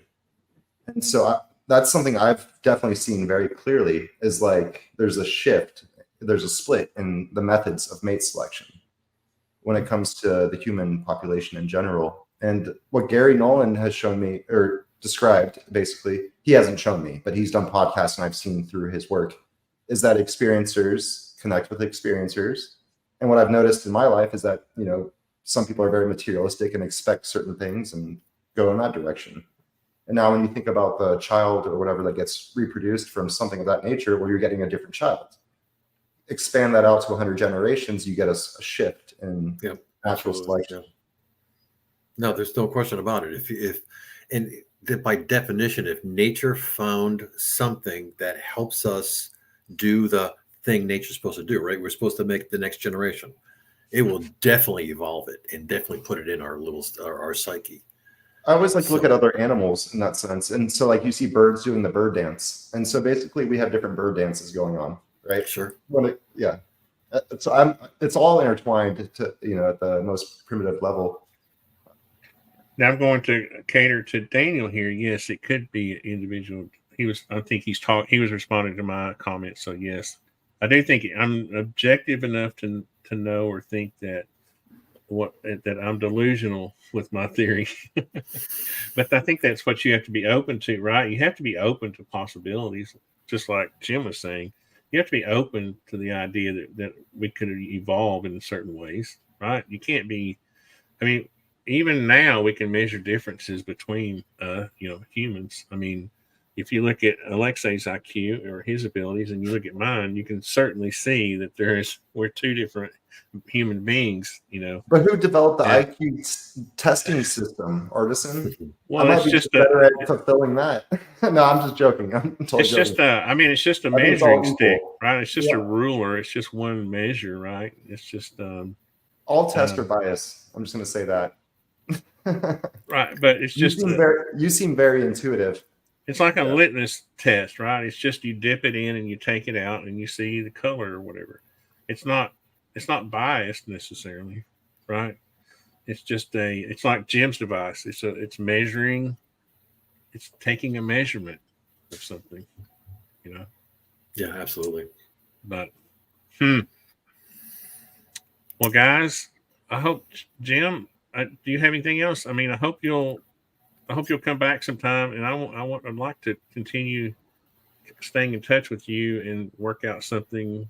I would love to do another show sometime and do some sort of experiment with the device. I love your idea. Would it be cool on the show to do that? It's like, yes, that's what I mean. That never works when you want, and it would never work that way. But it would be okay. I mean, just the idea, I think, would be kind of cool. I mean, we may actually get. I have a feeling my place is going to register something, whether because it is kind of strange. There's a lot of I'm on one of the original branches of the Trail of Tears, and there's this little folklore. I didn't mean to get off on this, but I've been meaning to write about it. But nobody's going to really. People are going to think this is kind of silly and crazy, but there's the Native Americans, and it's again, okay, there's too many similarities. I know I didn't make this up, but there's old Native American folklore. You can look it up in Chattanooga, Tennessee. I live near, this area called Moccasin Bend. We found 12,000-year-old sites there, right? So this area is very well known for Native American folklore, okay? And there's this branch that runs across my property called Bent Walker Branch. It literally is called Bent Walker Branch. And so anyway, there was a lot of trade. This is Tennessee, so moonshine goes way back, right? So there is territorial disputes, from moonshiners, and there's all kinds of tall tales that go on back here. And I'm trying to find some local Native Americans to share that with me. But I just think it's awesome that there's some kind of strange correlation. The name of the branch. The branch goes into a creek, and that creek goes down to another creek called Possum Creek, and that runs into the Chickamauga Lake, and that lake's part of the Tennessee River. So literally, I'm on top of this mountain at the one of the headwaters of, and it literally starts at a spring near my house. That branch is fed by a spring that's on my neighbor's. He's got like 1,000 acres, and I know I've seen the little pond it creates on, Google Earth.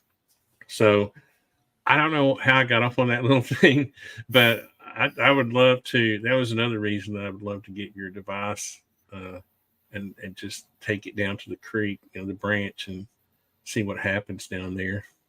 And I know Daniel's one of my skeptics.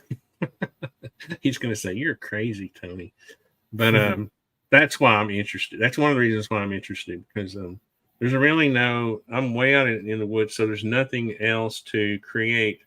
You know what I mean? It's a great place to test. It's like Skinwalker Ranch, where you're out in the middle of the desert or whatever. It's not like you've got manufacturing or you don't have a lot of other things around. And if you take a reading, there's something affecting that device, right? So anyway, that's just my son keeps telling me we need to do a series on it. I said, no, we can't, because it sounds too much like Skinwalker Ranch and nobody would believe us. So we can't do we can't really do anything with it. But anyway, sorry, I didn't mean to go down the rabbit hole right at the end of the show, but I just was kind of giving you a backstory on why I would like to. But I mean, everyone's familiar with the Trail of Tears, right? I mean, you can look on the map. Yep. I'm almost telling where I live, but you can look on the map and see the Trail of Tears goes through it from Chattanooga over to Dunlap, Tennessee, and then up through and connects. I think it's, I guess, near Nashville or whatever, and it goes out west, out to Oklahoma from there, right? Well, literally, there's a sign just out here saying, So there's a lot of history.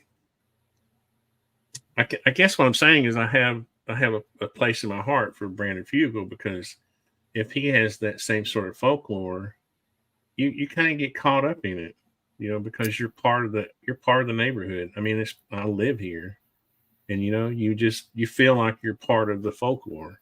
Yeah, I agree. And you feel, I'm not afraid of anything, but it feels different when you're in the woods. It just does. But anyway, sorry guys. But anyway, do you have anything else, Alexei, or you want to stop it here? Or no, I mean, I guess the Move Pass isn't currently available to the public, but hopefully it will be in the very, very near future. This is something I think Jim's been working on for a long time. I saw the first Move Pass device like 2 years ago, and you can clearly see that it's making its way to the public vision. So it's getting out there. Yep. And crowdfunding might be a good idea. Could be. Yeah, I think we need to look into that. We'll talk to Jim about it if he's open to that kind of thing. Sure. Well, thanks, Jim. And if you'll hang around for a second, I was wanting to send you something. So see if you're up to that. I'd like to give people a shirt and a mug. And so if we're good, thanks again for coming. And thanks for everyone in the chat. Crystal, Daniel, Boone is always a great contributor. Who else did we have? We had Kurt, and I'm sorry, go ahead. I have one last thing to say before you close it out. Okay. What I think is truly awesome about this device and the stuff is that it actually gives experiencers proof they're not crazy. I'm not going to say it's 100% accurate, because sometimes things go off and there's no correlation. But when you have direct evidence, scientific evidence and data that you've been telling your friends your entire life, you've been seeing stuff going on. It's really good for mental health, right? And maybe it'll start to unify people a little bit, like families, right? So sometimes people will think hey, my cousin's crazy or my uncle's crazy. It's no, well, here's the actual device proving that there's information and data associated. Absolutely. And maybe you can't establish a correlation, but you're still getting readings of something, right? That you can kind of point to and say, yeah, here's something, right? So it's well, I could see psychologists getting on top of this device, and when patients come in that aren't even aware of the entire phenomenon or anything like that, recommending, hey, why don't you try getting a Move Pass or some equivalent type of detection system, and see if you have different spikes or radiation going on in your life, So I see this in the future, and I see it being a very big tool. And the more people that get it, the more correlations you get, and then the bigger fingerprint of the phenomenon you get too. Like earlier, Jim was talking about how he almost saw like a wave of acoustic energy going through. Imagine if you had a person with this every 1 mile or every 5 miles, every time. Like you get more and more data, you can track the phenomenon through our Earth system. Wouldn't it be wild to see that, like a matriculation of some phenomena going through the entire United States and going back and forth, and that would be crazy. You get and so now you get the entire globe, right? So you have a Yeah. global network of MovePass And devices. you say, "Oh, I get it now." So there's then you can pinpoint where the UFO is. You see the wave in the quantum state and the procession of energies. Yeah. Say, there you are. That's where I see this device going in the future. Yeah. Well, we will certainly schedule an experiment somehow, and we'll have it on the show with Jim on. And I appreciate be you really again. fun. It's been a fun show, and I appreciate you coming. Sure. And we will see all you guys next time. Yeah.